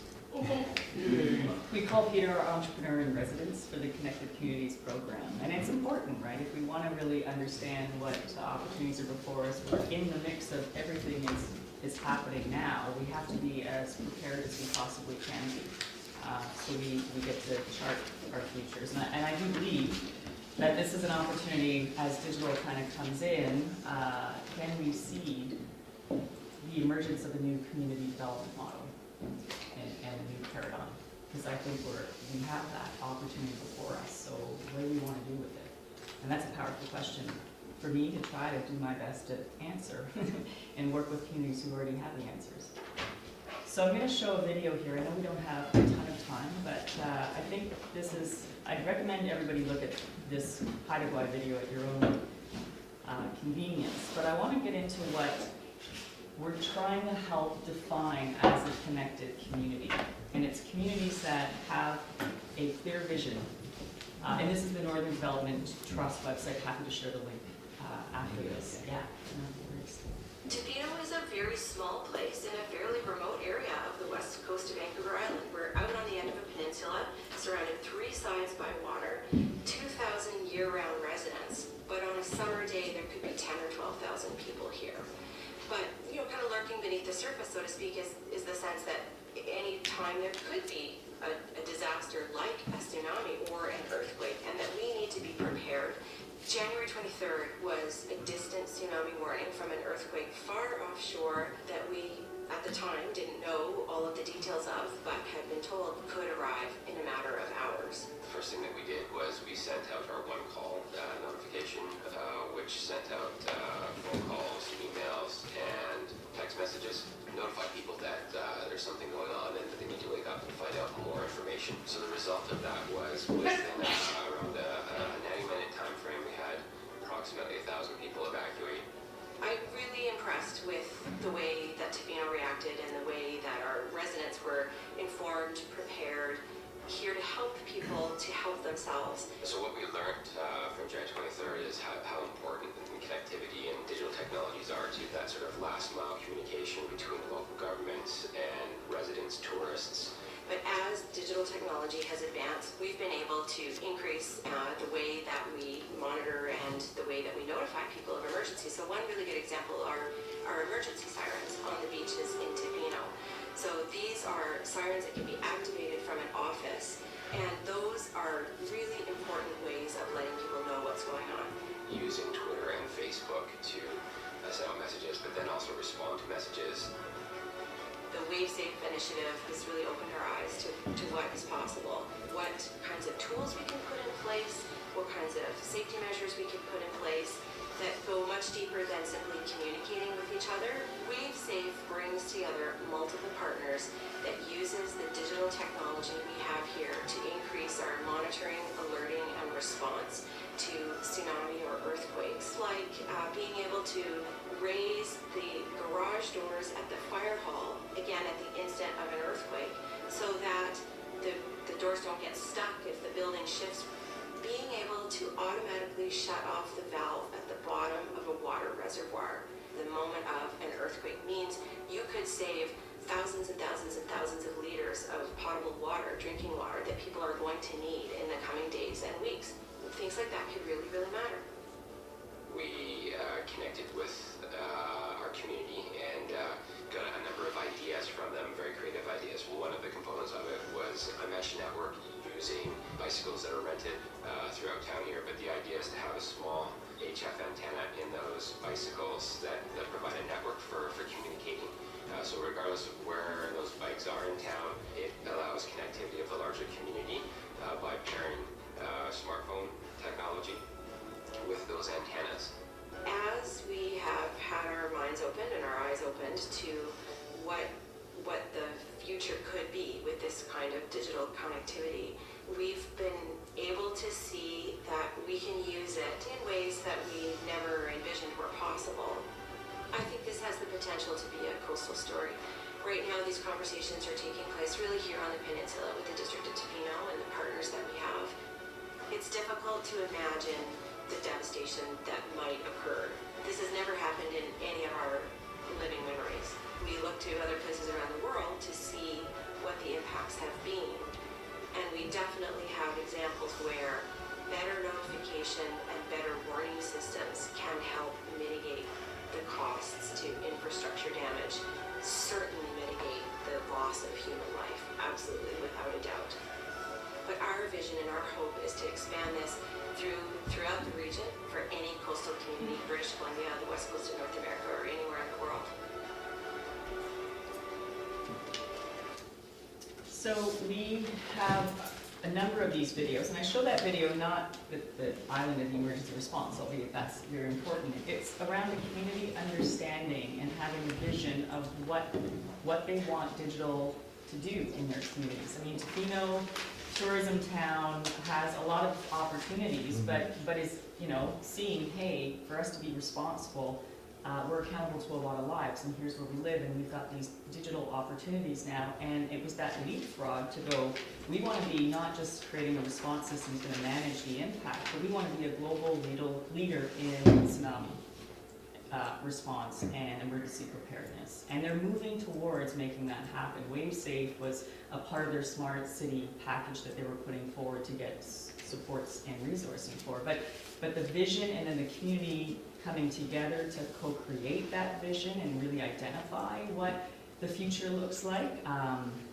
is very powerful. And that's sort of what we see as fundamental factors in this conversation around what is a connected community.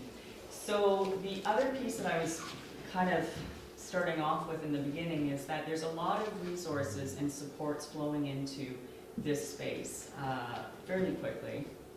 And I know connectivity is not the issue here. You guys are really, greatly positioned for thinking about this. And as I understand it, you're right in sort of the thick of getting ready to say, okay, what does this look like and what does this mean for this community? And again, within the community context, what's happening that we want to dial up, and how do we want to ensure that we're, mitigating what we want to dial down. So this is the reality of BC right now. So we have a lot of investments going in to address this critical issue. And that's why there was this desire and need to, we need an engagement process, and we need a planning resource that can facilitate, targeted conversations around what does connected mean for this community in all ways, at all levels. And so we see the challenge, we see the opportunity, but we understand a lot of communities are ill-equipped to think about those bigger opportunities. So what can we do if we're seeing, and I think that it's incumbent upon the province, who we're looking across the system in British Columbia, and we're seeing these demonstrations of sustainable economies, of circular economies, of unbelievable, opportunity, and a weird thing happening where people are choosing, it's not weird, it's actually quite understandable, people are choosing because of affordability issues and other issues to live in smaller communities and rural communities in remote areas. And that's driving an unbelievable impact at the local level. And so these sort of digital catalysts they come in, and there's like a ripple effect when they come in. And so it's understanding too the types of contributions some of these catalysts can be contributing to making happen and then driving towards. So that's been really fascinating. So what we've done, and I'll gladly pass this out, and this is just more of a postcard of it, but we've mapped out those conditions to really understand, what were the key factors that led to these successes. And when we started to engage with communities, we came in I thought it would be all around connectivity, access, speed, affordability. If we don't get the connectivity, nothing happens, so why even have the conversation? But what became very clear with the community conversations we were having was that leadership and support is fundamental. Without that, nothing actually happens, which is no surprise. And then of the leadership and support kind of key pillar, it was, is there a vision and a strategy? Does the community have this strong? Who are the champions in the community at all levels, in all areas, so that, it's always, oftentimes we sit at the same tables with the same people and the same perspectives, and it's like, is that the best, do we need a little bit more diversity here? And how do we go about intentionally creating a space to have those different voices come in?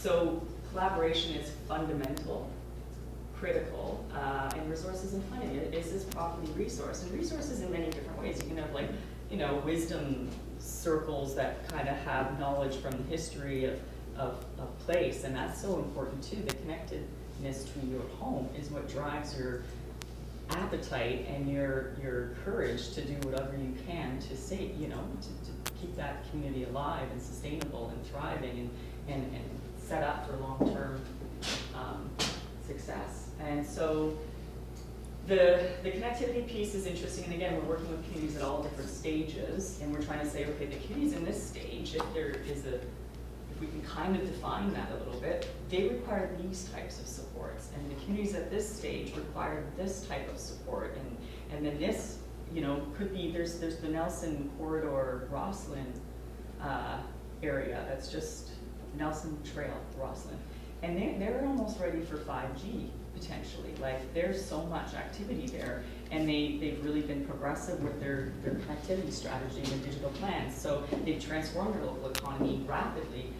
So there's so much happening out there with different stages of communities that we have to figure out quickly how best can we support these communities at the various stages that they're at. So this is the ask around the, do you want to come and work with us to help us understand, given your stage, is what's needed and what type of visioning happens, and how do you actually, you know, galvanize this opportunity and create the space for these conversations to happen.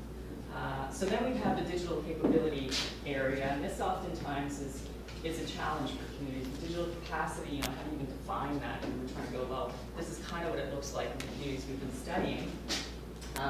But it is, again, digital literacy, it's digital readiness, and that's like, I've heard about educational and programming, and so what, if you can assess that, you know, what would that look like for Bowen? What do you think, and how would you go about kind of testing your hypothesis there? And the skills obviously feeds into that digital capacity piece, and there's probably leaders in it that are strong, and then how do you have these peer networks, or is it your library and a startup meetup group or whatever? How do you try to get those connections moving fast and talking about some really interesting opportunities?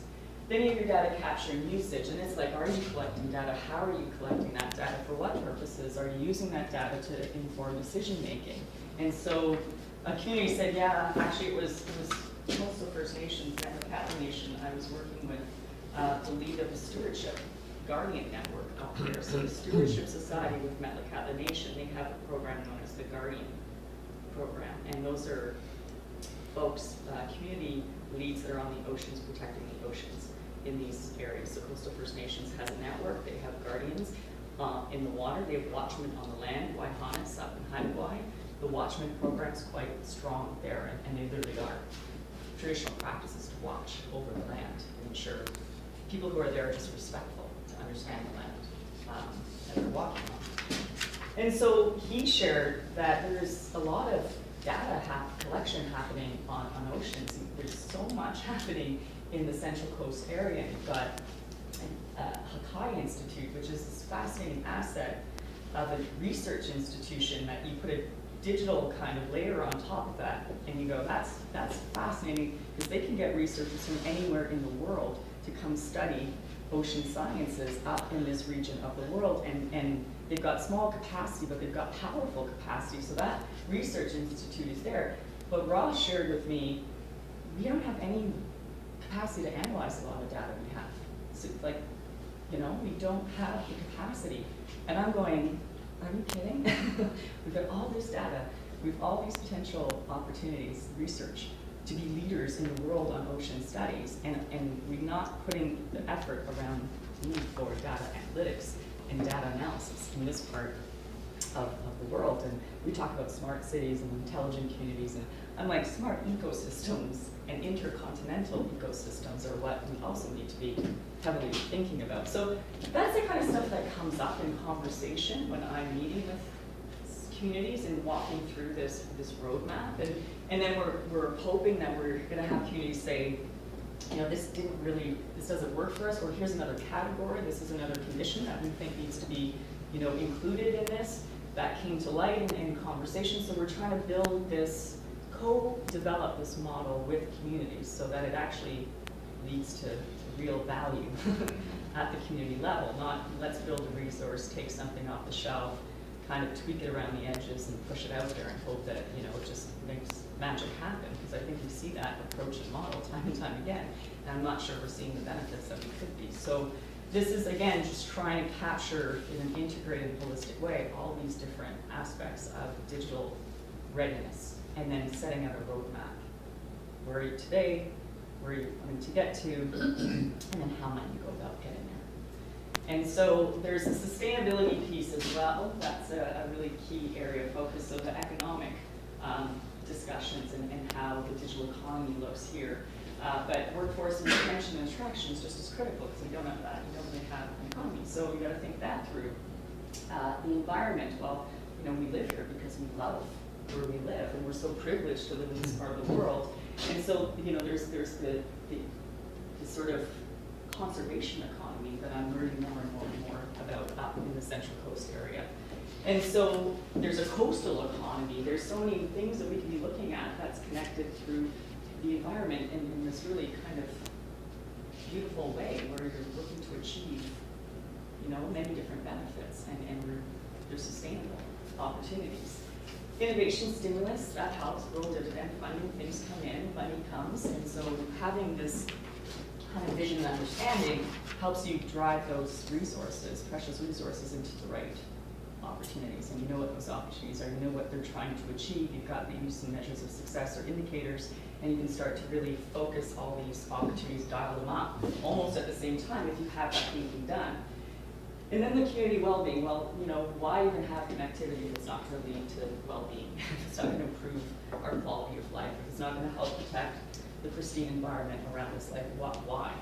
So this is really interesting. This health and social is critical. And some communities start there. Some communities now say, you know what, we're going to start our conversation around what community wellness looks like for us and health, because that's a big challenge in our communities. So the whole conversation kind of focuses around that central theme. It's fascinating to see when that happens. And then you start to bring the right players to that discussion, and then you start to bring the right partners to that discussion, and that's how you really start to build out some of these kind of focus groups to address those opportunities. And then community engagement. We all know it's, you know, it's fundamental.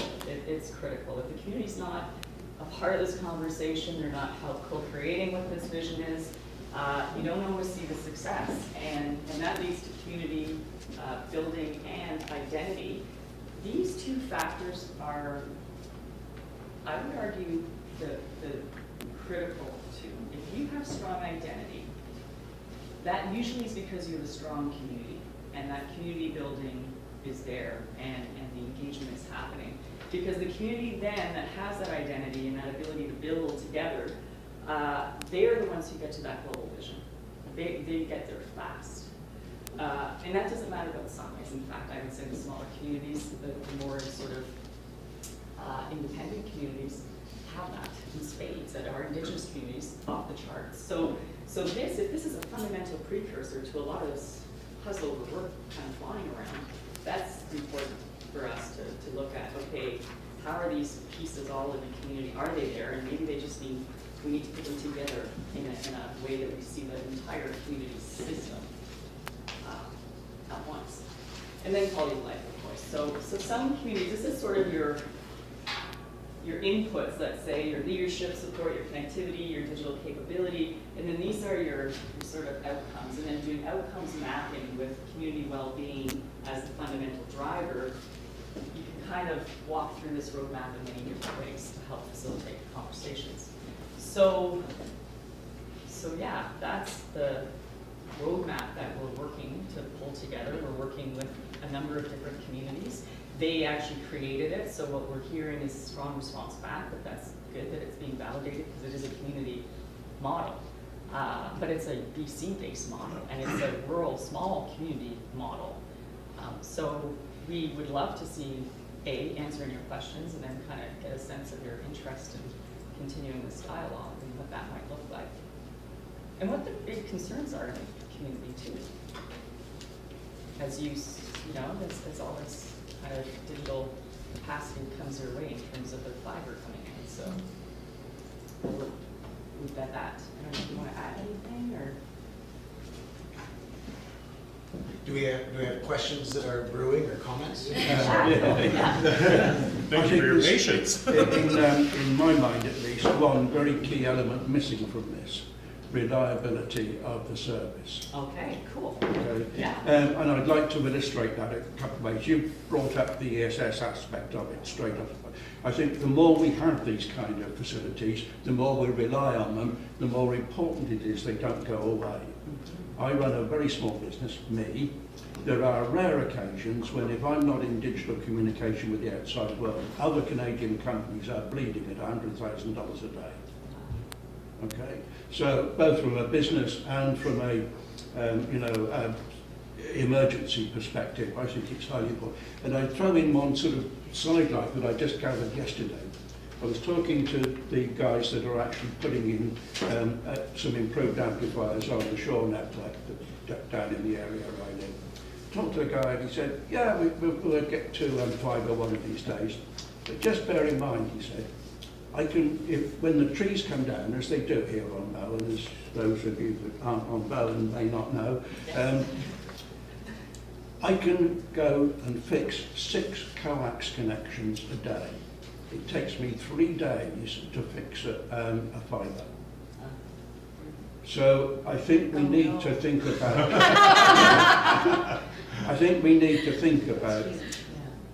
what, I'm all for speed, don't get me wrong, but I think we need to think very carefully about backup security if those statistics, and I'm just quoting the one guy that was there, who actually does the job and knows, and what the implications of that are as to how we develop. Should we keep some of the cables? Should we, work only with fibre, what have you? But key point, reliability of supply is a major issue.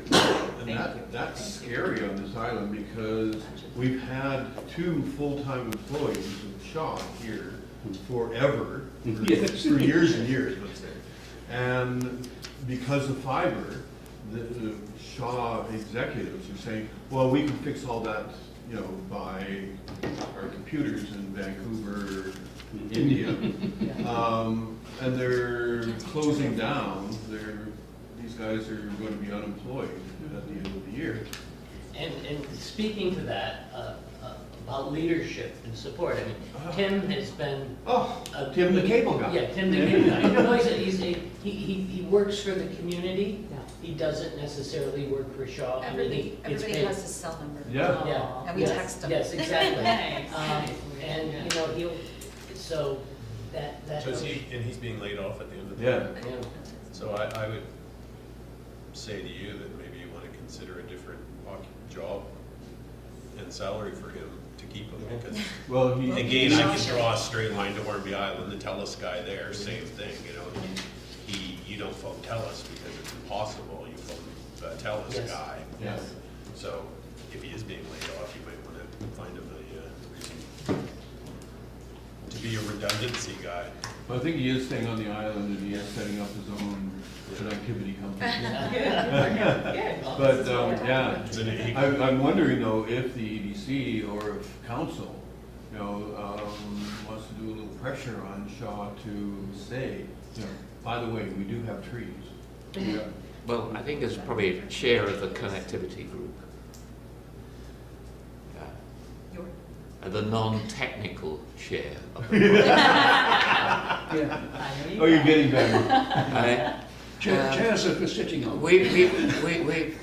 That's an excellent point, and I think that will be. We've got a lot of cooperation going to get us this far. You can see if anyone here on the island realizes the enterprise that's being employed in getting us fibre. But I think that's an excellent point, and I think that's one we can bring up in a perfectly appropriate way with the company to say, we need to talk about this issue and see what they come up with. Because you are attending the meeting today, and this committee has just been renamed. It's been named the Community Economic Development Committee. And it was before just the Economic Development Committee. In the first instance, 3 councils ago, it was called Advisory Committee. And I so happened attended that meeting. And we highlighted in those days 2 issues. One was ferries, which will come as a total surprise. And the other one was internet. Because you're saying, well, why would they be in the same basket? Because, one thing about an island is remarkably consistent. It's surrounded by water. And the ferry, therefore, is part of our life. If this ferry stops, you know, getting off this island suddenly is a different situation for you. And ferries get overcrowded, and we recognize then that all those people, you should see the lineups at the 5 whatever, the 6 whatever, the 7 whatever, 8 o'clock ferries to leave the island to be able to go to work. And we know that of all those people going to work, some of them going maybe 4 days a week, 5 days a week, could conceivably, now more than ever before, maybe go only to the office, in inverted commas, 2 days a week. And I don't have to spell out the reason, because so much of their work could possibly be done at home. And I put it to you that that's even more likely now than when we had these conversations 5, 6, 7 years ago.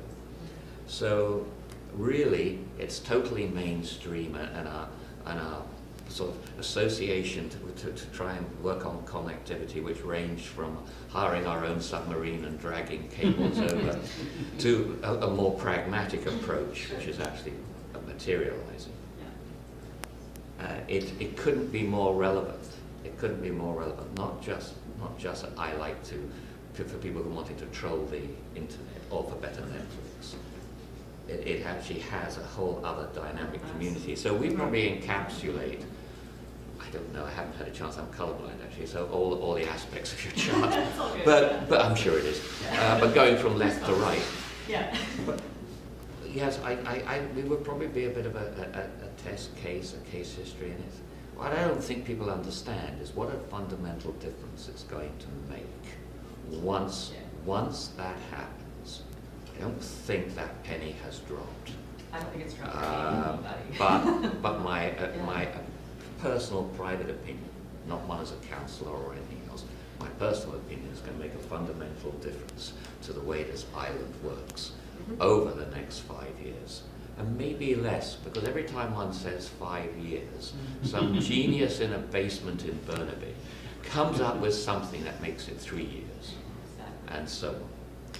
So I welcome the chance. I hope you will look at us closely, and I hope I have a chance to work with you, because we probably are a somewhat different example. We're not Hideaway. We have a different community here. With the city But being so close. we're the city, Yeah, exactly. but we are what we are. And we live with this huge force field just across the water. And I think our experiences might be worth tracking, because there has to be like a good story here somewhere. I just don't know what it is. Craft it all together. Okay, What we would had working another together question look like? back here, sorry. Okay, okay, we have one question back here. Nice lead in, Michael. I'd like to thank you very much for accelerating my retirement plans. For the express bus, having everybody employed on the island. No, your retirement plan. It'll see you out, Peter, don't worry. I know. That leads me into another point. Being so close to Vancouver, everybody here has experienced affordability in housing. We've seen our houses go up. I moved over here when I was 23. I was able to move here. My first house was $92,000. I'm up 1,000%, which on balance line, it works well, but for somebody who's looking to move over here, or a young family, or of that age group that deals in technology, that is in this group that would benefit greatly from it, they're finding themselves faced with a housing crisis that precludes them from coming onto the island. You may have the best system over here, but if you can't afford to live here, you have a problem. Exactly. And while other communities up in the outlying areas don't experience this, we're right next to Vancouver, which is a double-edged sword because we're so connected. But because of that, we're experiencing situations that preclude younger families and people coming out of university. And we're all aging. We're finding people selling property in Vancouver. My parents' home, the dirt's worth $3 million. Unfortunately, they sold it for $229 years ago. But they'll sell a house in town and move over here because it's affordable. And you're finding an aging population that is largely retirees. That I'm 62 in a couple of weeks, and I'm trying to ease myself out of working. I may be a resident here and a community member, but I'm probably not going to be looking at being a business person in the community. And if our housing keeps going up and up and up, you're finding the type of people buying homes over here are not the type of people that would be looking at starting a business, because they're of that age group, they're empty nesters, they're in their retirement ages because they've lived in town, they've got the house, they've increased, now they want to retire to a place. It puts a strain on the community to implement something like this. Well, this is what I think is so important as to the why the conversation has to happen, and it has to happen fairly quickly and in the best possible way you can generate that dialogue and then say, look, these are the realities. This is not the type of communities that we want to be charting towards. What are the interventions that we can put in place that continue to support our principles? And Village of Cumberland's doing that. They're doing social procurement. They're looking at a lot of investors want to come in. They're saying, no, this is what we're focused on, and we don't care. We're going to do it like this, and they're managing the cost because the housing rates, same old story. As soon as this gets activated, we know what the unintended consequence. We understand that happens fast. So how do we actually get going and organized now to address these impacts and forces that are going to come at us? But we're ready, and we're integrated, and we're clear on where we're going. Which segues into my question. What would working with connected communities look like for Bowen? I mean, roles, responsibilities, broad work plan. What would that look like? We have this, what we're calling a bit of a framework, roadmap. So you'd be running the conversations. We'd just be there supporting some of those conversations. We've got talent and facilitators to support that if that would be of desire, but you might want to tap into your local expertise and talent to run those conversations, or at least set them up. But yeah, we're here to support what your planning process might look like, and then see, who can we bring to the table to support when you need this figured out, or we're here and we're gonna have this conversation. Province, what can you do to provide us with any background on that? What would you recommend our first couple steps be to do this? I would invite a community conversation to kind of introduce the concept of a connected communities engagement, and see who of that community wants to be a part of that conversation, and then talk about what the purpose of that conversation is. I would always start kind of at the community level. And we can get support from you folks as to what that might look like. Sure. Yeah. Some of the key questions that we need to raise and address. Yeah, you would be letting kind of, I would like to maybe spend some time kind of co-creating what those questions would be. I can say a bunch of them, but I don't know if those are the right questions. But we're happy to engage in that and kind of pull that out, curate it, and say, okay, these are the questions. Natasha, you have a question? Yes, I'm a holistic nutritionist, but before that, I was in finance, and a big thing that I'm really a proprietor of is recognizing the knowledge of the old ways. And I do think it is a great thing, like with all of this technology moving forward, remembering some of those principles. So kind of, I'm noticing when I go to a lot of talks that they do tend to be opened by the First Nations. Yes. I know that, for example, in Squamish, all of the town meetings are opened by First Nations. I went to the Van City Economic Values Summit, and it was opened by First Nations. So I'm just curious about, the history about First Nations on Bowen, and these kind of these Wachtman you were talking about, people who come out and are kind of like community outreach, and would they want to come to Bowen? Would we want them to be here on Bowen and be a part of some of these meetings and opening it as well too? Sure. Yeah, I think that would be a wonderful step forward. Why not? And if we're talking about truly connected communities, we're trying to live with, higher principles, and that is inclusive. And if we talk about inclusive growth, that means everybody's included. So how do we best achieve that? And it's not easy work, but it's important work, and I think it's necessary work. It's the right way to do it. And so we'd be able to, sorry, go ahead. So explain to me what the relationship with this community and First Nations is today? That's what I'd like to know. There How do we isn't- go about finding? There isn't, and No. it's, there never was a full-time residence on Bowen. So it hasn't been super explored. It was a seasonal place, it was fishing, it was definitely resources, but it wasn't. And it's not part of the related No. plan? No. There has been limited, admittedly, efforts by the library to encourage First Nation speakers So- as well. Yeah. That gets to my suggestion to you. So the way I see it, and Colleen mentioned a little bit around, just the preservation of the resources based on those traditional ways. And I would look at it as, really what you want to do is reach out to them for a consultation when you're designing these strategies. So the way I would use them is I would say, what are better ways of managing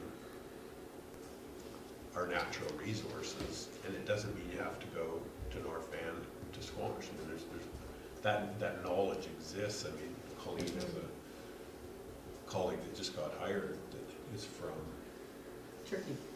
no. Oh, coastal Here. First Nations. I was Coastal. like, this is. Yeah. She just hired a lot of people. So from I coastal. know, well, this is important, because it's like, we're trying to walk our talk and look at the way that we're working, particularly in this file. And Gary Wilson was the general manager of Coastal First Nations, and then is shifting into community liaison. And I said, well, let's do a secondment with our team, because it's important as we do a lot of the engagement with Coastal First Nations, and there's a big project Connected Coast that's coming in, that's gonna light up 154 communities, 44 which are Indigenous communities. So Gary's with us, who's in government bureaucracy at its best. It was like 8 weeks to get this economy, but we've never done one in the industry, and people were like, doing what, with who, and what, okay, so just kept championing it. And now we've got this wonderful, kind of mini ecosystem within the team where he's able to share. I'm learning, like I've worked with Gary for many years, but now every day, he floors it. And it's principle-based, and it's his understanding of what he sees and how he sees it. And I'm like, oh, wow, that's unbelievable knowledge. And then bring that into the community kind of conversations is very powerful. So at a practical level, back to your question, how do we engage? You've just been offered a free resource. Yes. It's taking advantage of that resource, saying, what would you do if you lived on Bowen, Gary? Oh, well, here's some things to think about. That's one way you could do that. And then taking it one step further, once you have that, then you could go back to North Vancouver and say, here's some stuff we're thinking about. Would you like to participate in some way? Okay, so I email you guys to get a hold of this Gary? Gary, yeah. Okay. He comes to Vancouver a fair bit, because I wanted this secondment to be like representing strategic interests of Coastal First Nations, as well as our ministry and my team's strategic objectives, and it comes together beautifully. So we're in sync with common opportunities, but we're making sure that he's driven by these two kind of, organizational leads, which are crazy leads to actually move this forward, but it works so far. Well, my neighbor's son, he was the one corresponding with the First Nations during the Vancouver Olympics as well too, so he might also know. Yeah, it's just common conversation. The language is the conservation economy. Start there, and that's the first conversation you're going to get the most value out of. I'm sort of a hardwire guy. I'm not a techie. I want to know what Shaw, again, and I should be asking Shaw, not you, but I assume you know, they're putting in a new cable that is going to run clear across the island. Is it going to be connected underwater, or are they going to try to shoot it over through the existing systems that they have in the air? And can she get it at one end of the island and he get it at the other end? And then how weak or how degraded is it going to be, if any? And I'm in the Cove here and I've got 100 customers or two. How can I hook them up? Do you have any of the hardwire answers? Well, I think I've got a nod over here that, Well, the cable is, if you like, let's use very layman's terms, and if there's any techie experts here, feel free to interrupt. The cable has been laid. It goes in one end of the island and it comes out the other. And the intention is to make sure customers, they will have fibre quality, they will have the same quality of internet connectivity as anyone living downtown. It's probably the simplest way, but it's hardwired in. The cable has been done. That big, unusual craft came along with a spool at the back, and it put the fibre cable down, and it connected it there, and it's coming out somewhere else in the island, and it's moving on to other islands. Is it going underwater? It's gone underwater and connects here. It's an actual physical great big cable, and it lays at the bottom of the ocean, and assuming no one drags it up with an anchor, all is good, and it plugs in one end of the island and it goes right the way through the island, comes out the other end and goes on presumably in this loop. It's a huge financial commitment from it's a loop, as these always are, tell us as well, and it will bring fibre level connectivity throughout the island to the customers. So the main line is there, we just need to figure out how individual neighborhoods are going to be connecting to the main line. Okay, the last mile delivery, one of the reasons that makes this so possible for sure at this stage is they already have considerable last mile delivery, the original or the current signal being transmitted over the top to the what do you call it, the tower, and then transmitted through there. The big problem being is that when everybody switched on and opened up their internet, the hose pipe was so constricted that there wasn't really nothing coming through, and that's why your signal got so slow. This, of course, will be a hardwired fibre cable, and Shortt do have the infrastructure for the last mile delivery to connect people across the island. And that's what, and that's what you've been seeing these trucks rushing around doing for, I think, considerable period of time. 4 months? Yes, and a lot of activity to provide basically the hookup to your home from this cable that's coming across and going across the island and out. So we've built the highway, we just need the off-ramps and the streets connected It's almost to done. It's almost done. It's virtually. You could see them around the island and going neighborhood to neighborhood. In fact, I venture to suggest that if you suddenly found a noted increase in your internet speed, if you suddenly found it, I would say, if I was doing this as a company, I'd be very cautious about my announcements. I think I think in fact some of us already have partial connectivity, if you ask me. Because I've noticed, and other people have, and it varies area to area as this goes across the island.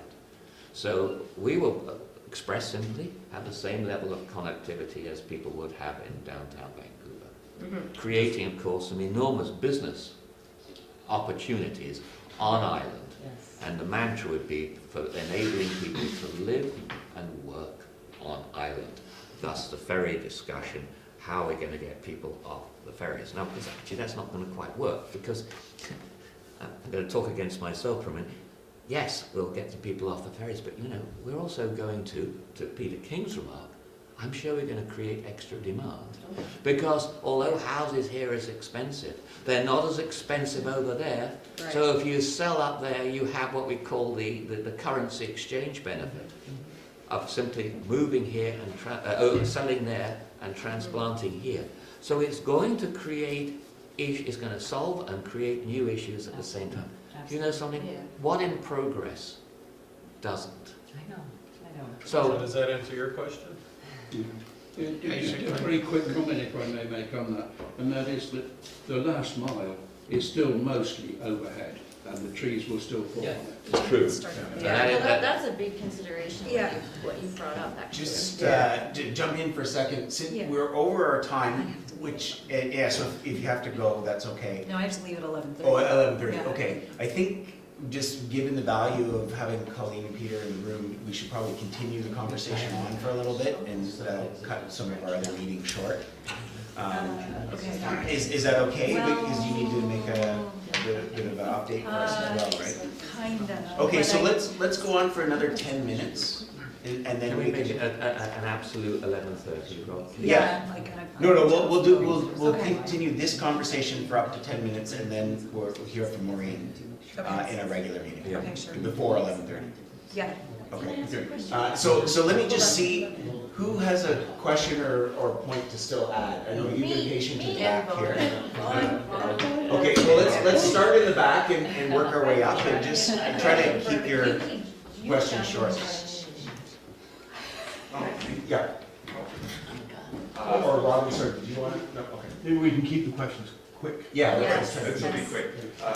I think when we're talking about connectivity and a falling tree will cut out our internet and everything, and power, and cell service is the next fallback.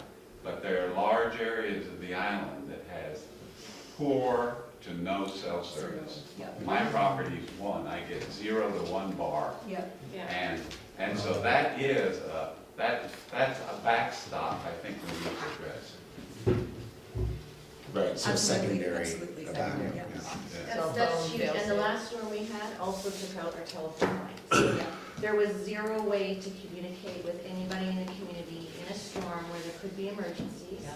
Except my cell phone didn't work, because I use my internet at home to use it, that's how it works, otherwise the signal's too low.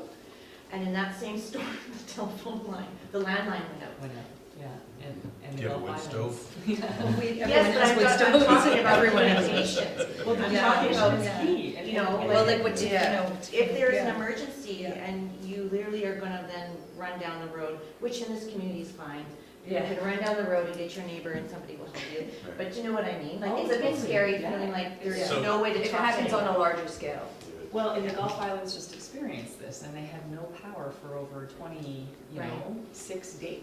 Yes, yes. That's They were critical. That's huge. Critical. And so there's been a shift in sort of the community mindset, which is also very important for these conversations to realize, okay, we have some vulnerability here, and how are we ensuring that we're addressing that? And the conversation's stuck over here, but we gotta get to this conversation here, because this is actually what truly matters, so. Can I ask you about? Oh, just, Vaughn, hang Oh, on, sorry. let's Yeah. work our way up a bit here. So I think Marie, you're the next one. Okay.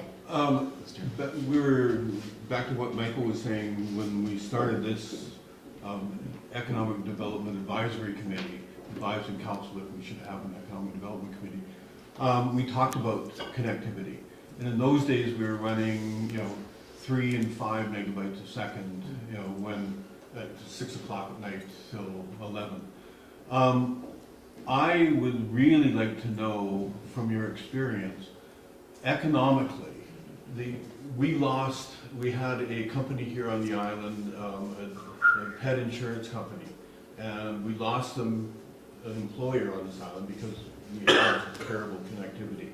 What economic benefits have been found by communities because of being able to access 600,000 megabytes a second instead of 2 megabytes a second? Absolutely. Welcome to our opportunity right now that we are pushing so hard to get that data, to get that understanding. Because we understand when even our minister is going up against the cabinet table and treasury board to identify resourcing for our programming, and it's seen as a market space, it's really hard to make that kind of fundamental argument that this is a critical catalyst, and it triggers and enables all these other opportunities. There is no, as a good friend of mine up at Innovation Island, Graham Trow, amazing guy, that looks at technology and says there's limitless potential, and yet there's so little vision to activate all that potential.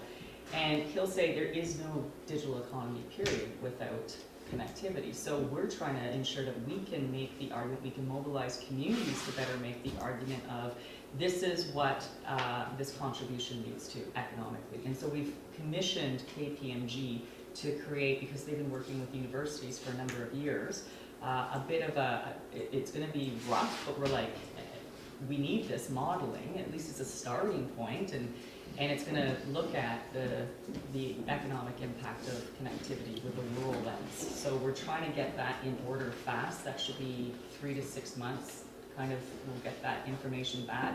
And they've got caveats and caveats and caveats, because it's hard to make that correlation, but in tourism, we're going to say, for every dollar invested, like tourism dollar coming in, it's times 7. So if we can do that for tourism, if we can look at mountain biking, if we can look at sports tourism, we can look at connectivity, surely. So we're hoping we can get stronger on that exact point, because it's so important for people to understand. Are there any examples of communities that have really abounded? Yeah, tons of examples, yeah, all over the world, Your even in video? our backyard. There's And your yeah, video those as success example? stories are right there, so I would just spend some time, there's like 6 there. And What's the link? Northern Development Initiative Trust. You know what, I will just. It's, I'll we're just- gonna post the. I'll post Yeah, the so link, actually- I'll post the link, Great. yeah. Okay, so we have about 5 minutes. Can I get an idea who still has something to say here? Ron does. I'm lobbying for Vaughn's question. Okay. If there's time, I have a little. Oh, okay.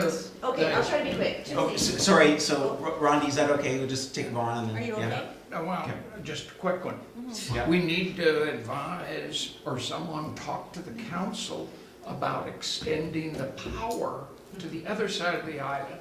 One time, I know Hydro had a plan to, but a mayor stopped it because, I don't know what. But that would give us emergency service during outages.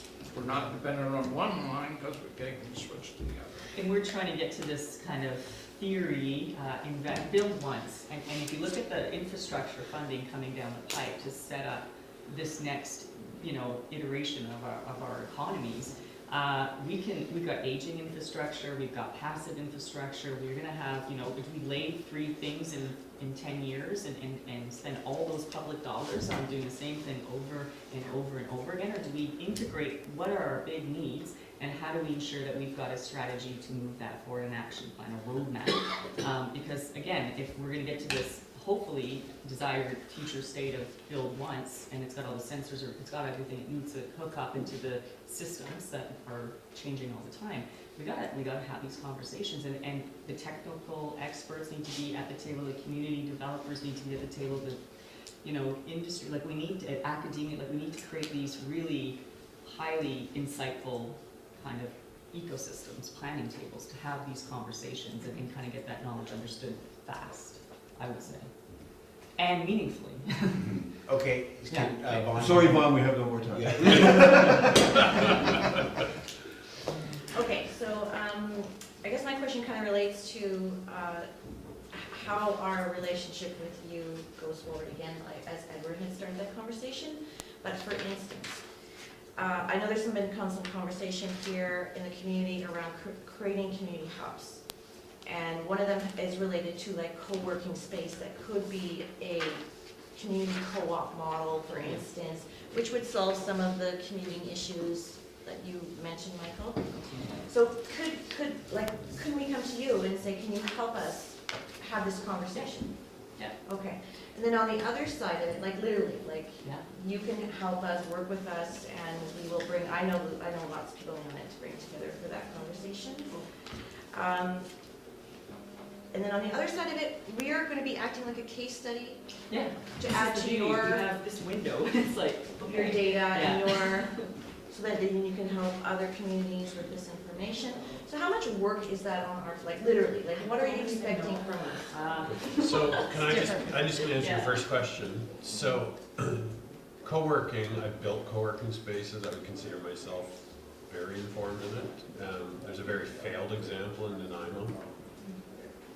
So before you do that, there's some things you need to consider for it to be sustainable. And to answer your first question, think of Colleen as an expert in designing conversations and facilitating conversations so she can help you have a better conversation. Think of me as somebody that has experience in everything you're probably thinking of doing and connections all over the place to add into that to help you accelerate to that success point. So, I can tell you what will work and what will not work, and I could probably, there's probably nothing on this island that I haven't touched in some way that sounds arrogant, but I just have that much experience in this sort of stuff.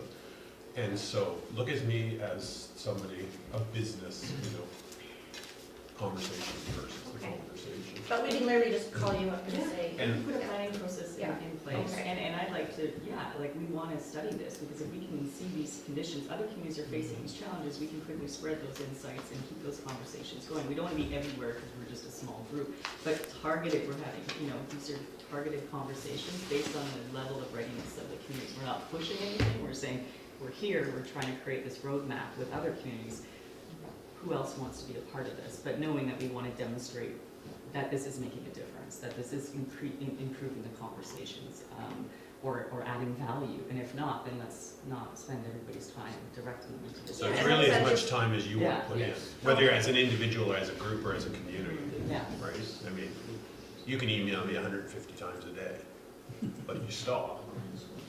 I'm suggesting that we focus on spam. Actually, I'm going to say we're going to cut it off here because we need to just have the rest of our meeting and thank Colleen and Peter so much for taking the time to come and meet with us directly, because this is where it starts. And I believe that you two are going to stay here and potentially have lunch at the pub. So if someone wants to continue the conversation a little bit more, is that? Yeah, totally cool. So I've got examples I can speak to as well, like really good examples of community transformation through digital empowerment, so we're happy. Do we have your contact details? Yeah, so I will leave mine here, and remember, I do not work for the government, so you can ask me anything or challenge anything they're doing if you're unhappy. I find that hugely encouraging. I work for you. Also on page 32, has his business up here. Before you put that in your bag. On page 32, this looks like his company right there in Victoria.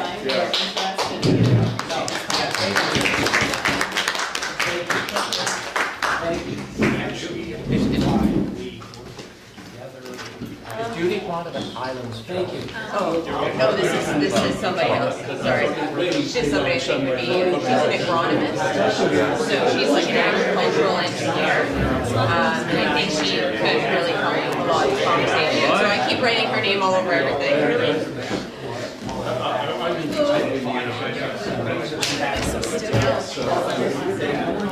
Whether or not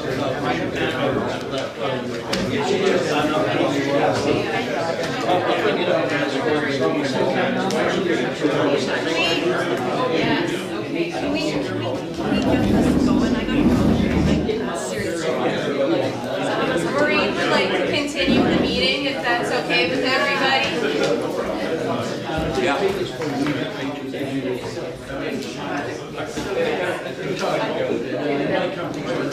I tried. Thank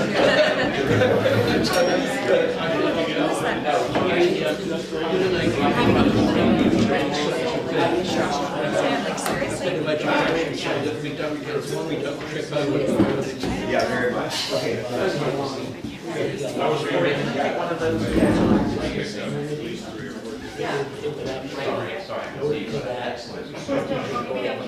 There.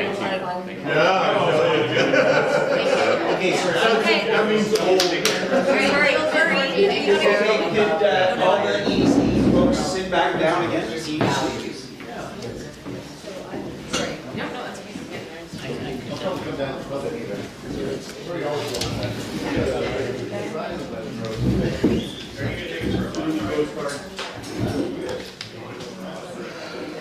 Okay, so what I'd like to do is we have our updates and then some informational items, so not too much to do. But we want to hear from council, I think, maybe after Tours in Bowen, if that's okay. So Yeah, sorry, I have to go back to work. Yeah. I Okay, Yeah. all right, so we'll do what we can. We'll start with Maureen right now, with Tours in Bowen. We did go through the process of talking to the Strategic Planning Association of BC, which is actually run out of Bowen.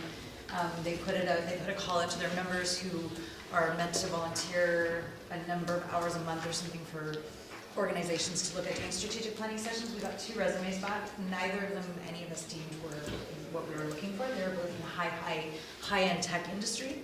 That is not, what we're looking for. So we're a little bit stuck. So then we thought, we would approach people that we know have done these before. Oh. You're looking at me specifically. Yes, well, Okay. you, and I've got a number of other names, so I need to sit down and reach out. And then we were sort of saying, well, obviously we need to come up with some kind of honorarium, and that led into a bigger discussion surrounding the budget, and that led into us realizing that we really don't have a proper handle on our 18-19 plus 19-20 budget. So we have a budget meeting set for next Thursday to finally sit down with Taylor Jones, who's been our treasurer for the past couple of years, but has been off island in the middle of the ocean on tugboats. He's no longer doing that. He's now back on land, thankfully, living in North Vancouver. So he's going to come over on Thursday, and a few of us are going to get together and discuss budget. And hopefully within that budget, we can find a small honorarium to put forward to someone. We're still, fingers crossed, hoping for this to happen quickly in the next few weeks before we get into the really big tourism season. I would say that we don't have an off-tourism season anymore. Some of you looked at last weekend, it was crazy here, so yeah, that's my statement. How's that stuff? Sorry, thank you. Can I ask, Molly, who's your council? Who sits on your member from council? Who's your council liaison? Who's on council right with us? No one. No. Allison is left. Yeah. She was. Yeah. We don't have anyone formally. So we don't need to, as we are not really at this point. You know, it would be nice, obviously, but we're not like the Economic Development Committee where we're sort of a part of. You have no formal connection. Yeah, we have no formal connection. Yeah, you're totally separate. Totally separate for that. Well, there's a service agreement, isn't there? There is a small service agreement, but well, actually, no. We get funding. Annual funding. Yeah, we get a grant from the municipality. Lloyd, in the most friendly and cooperative way, we discussed this before in our street meetings. You sort of spin around in this. Don't get me wrong when I say a vacuum. Yeah. But I understand your predicament, having been in tourism all my life, right? Yeah. So budget, strategic plan. People will be snapping at your feet. What do you want to do? What's the strategy? What's the direction? We don't want a summer like last summer. We don't want all these lunatic tourists around bugging up our place. And by the way, don't print brochures and all the rest. I empathise with your situation. And I think it's something that does need discussing, and I would encourage, in a totally spirit of cooperation, that we give Maureen all the support and help we have, because I think she's in a quite difficult place right now. I think everyone, yeah. Please regard my comments as supportive. I am Absolutely. not trying to do anything else. I think you're in a difficult situation, and we don't have time, unfortunately, to talk about it. But well, we have, just so you know, Michael, we have talked about this, and this is why this is kind of, there is a shift happening.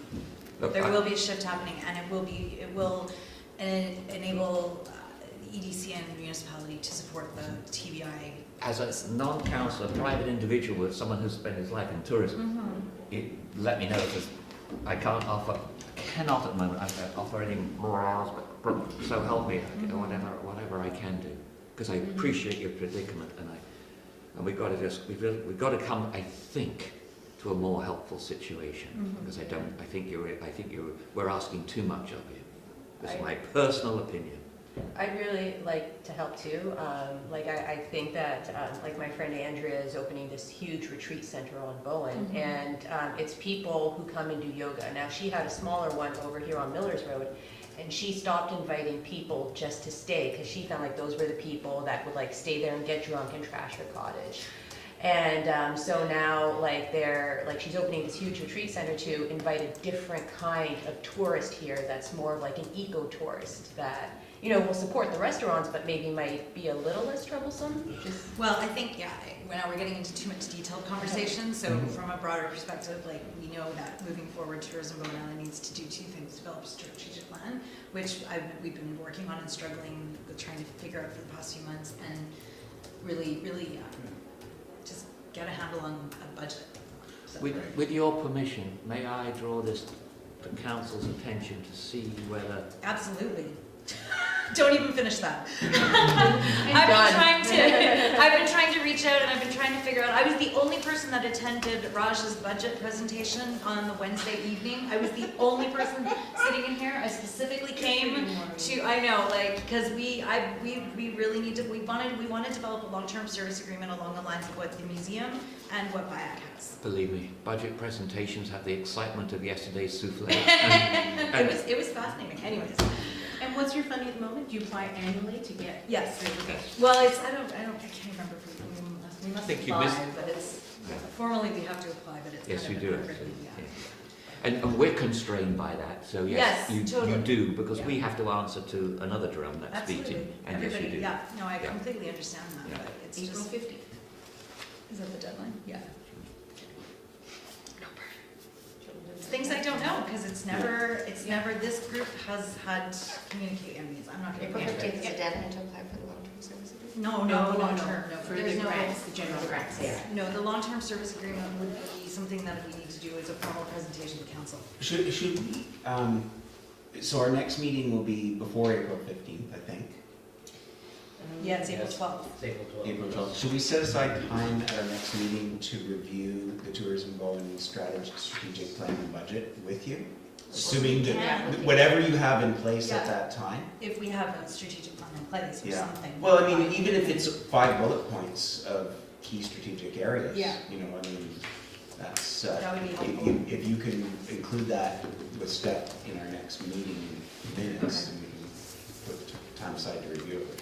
You say April the 12th is the next Yeah, meeting? April 12th. So are these invitations going to go out so we can get it in our diary? Because I don't see anything yet. It's the first Friday. We're gonna have to talk about your calendar. You've What? invited twice too. Yeah, I got, sorry, housing advisory is on the first Friday. Is there anything else before the 11:30 chimes? And I know 2 people have to leave at 11:30. Email stuff. I think it is 11:30, so. Yeah, that's that. Hi there, it's Hi, Wendy. here. I'm sorry to interject at this point.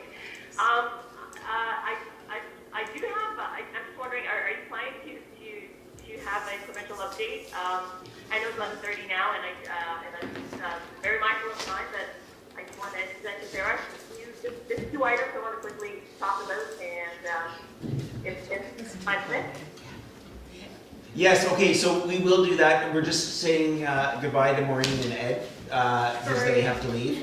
But we still have a quorum, and I believe, and I think we'll be continuing the meeting. So we'll carry on with the provincial update next. And we've got a little bit from Stef to Yeah. talk about.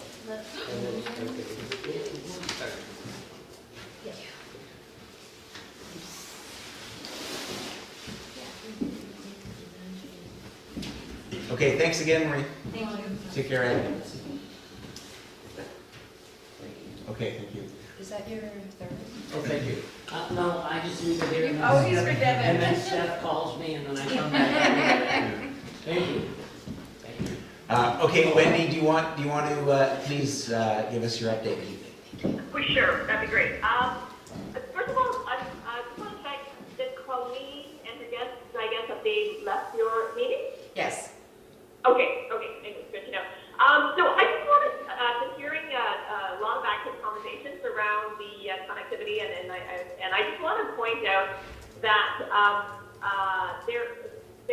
somebody had mentioned about the Northern Development Initiative Trust. Mm-hmm. So there are actually some funding programs that are currently open.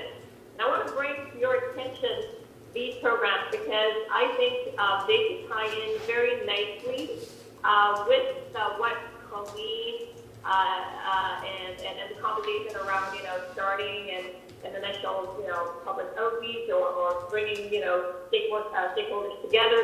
I think what really integrates this piece, they have 3 streams, one of which is called the Connectivity Infrastructure Strategy Funding piece. So there is funding in place to help you hire a third-party coordinator or third-party consultant to help develop a connectivity infrastructure strategy and thinking about the design that Colleen had talked about and some of the non-funding resources that you could provide. I think that could be a more focused approach on how you want to develop the connectivity infrastructure strategy for Bowen Island. It's 75 up to 75% funding to a maximum of $15,000. So there will be a small or so contribution from the municipality if that is the path we'd like to take. They also have a last mile funding stream. I know that was part of the discussion too, and I guess it wasn't clear to me, how much of a last mile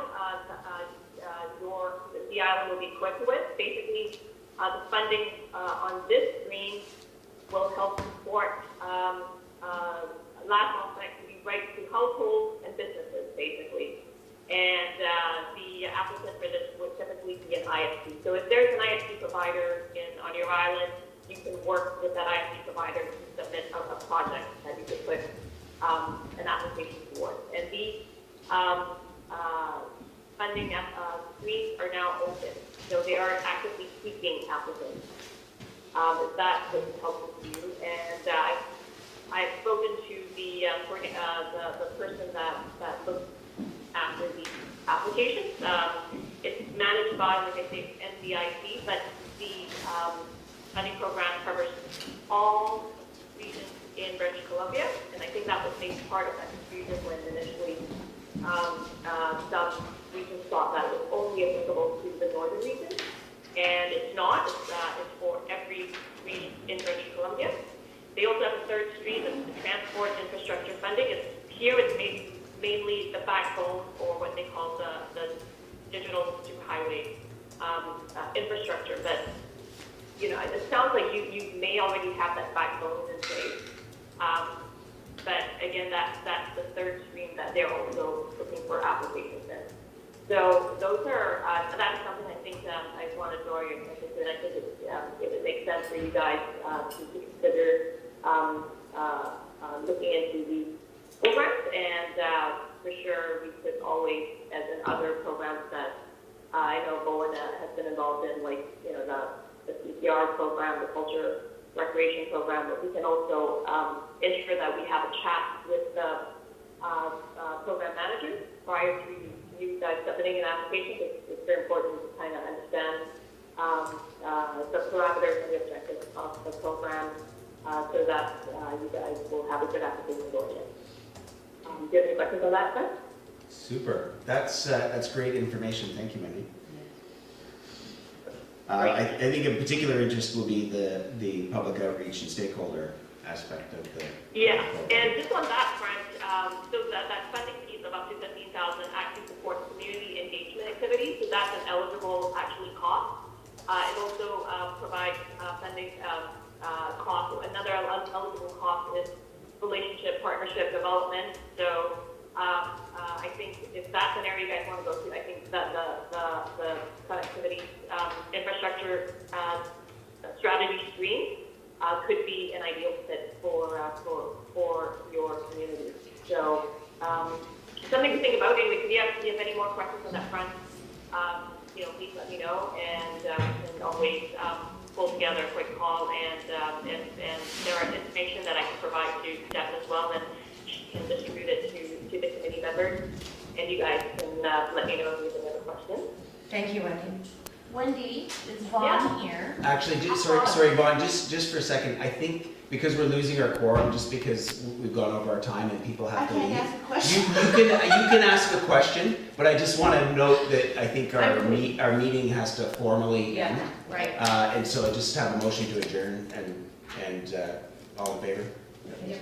Okay. Sorry, I have to go. Okay, thanks, Natasha. Thank you, Natasha. I'll email you. Yeah. Thank you. Just want to bring to your attention is I know that in your package there was, as an FYI, there was a letter from the Island Trust regarding the Rural Economic Summit that's in Salt Spring in November, and I think I heard that Councillors Nicholson and Councillor Hale probably might be attending. Is that correct? There are islands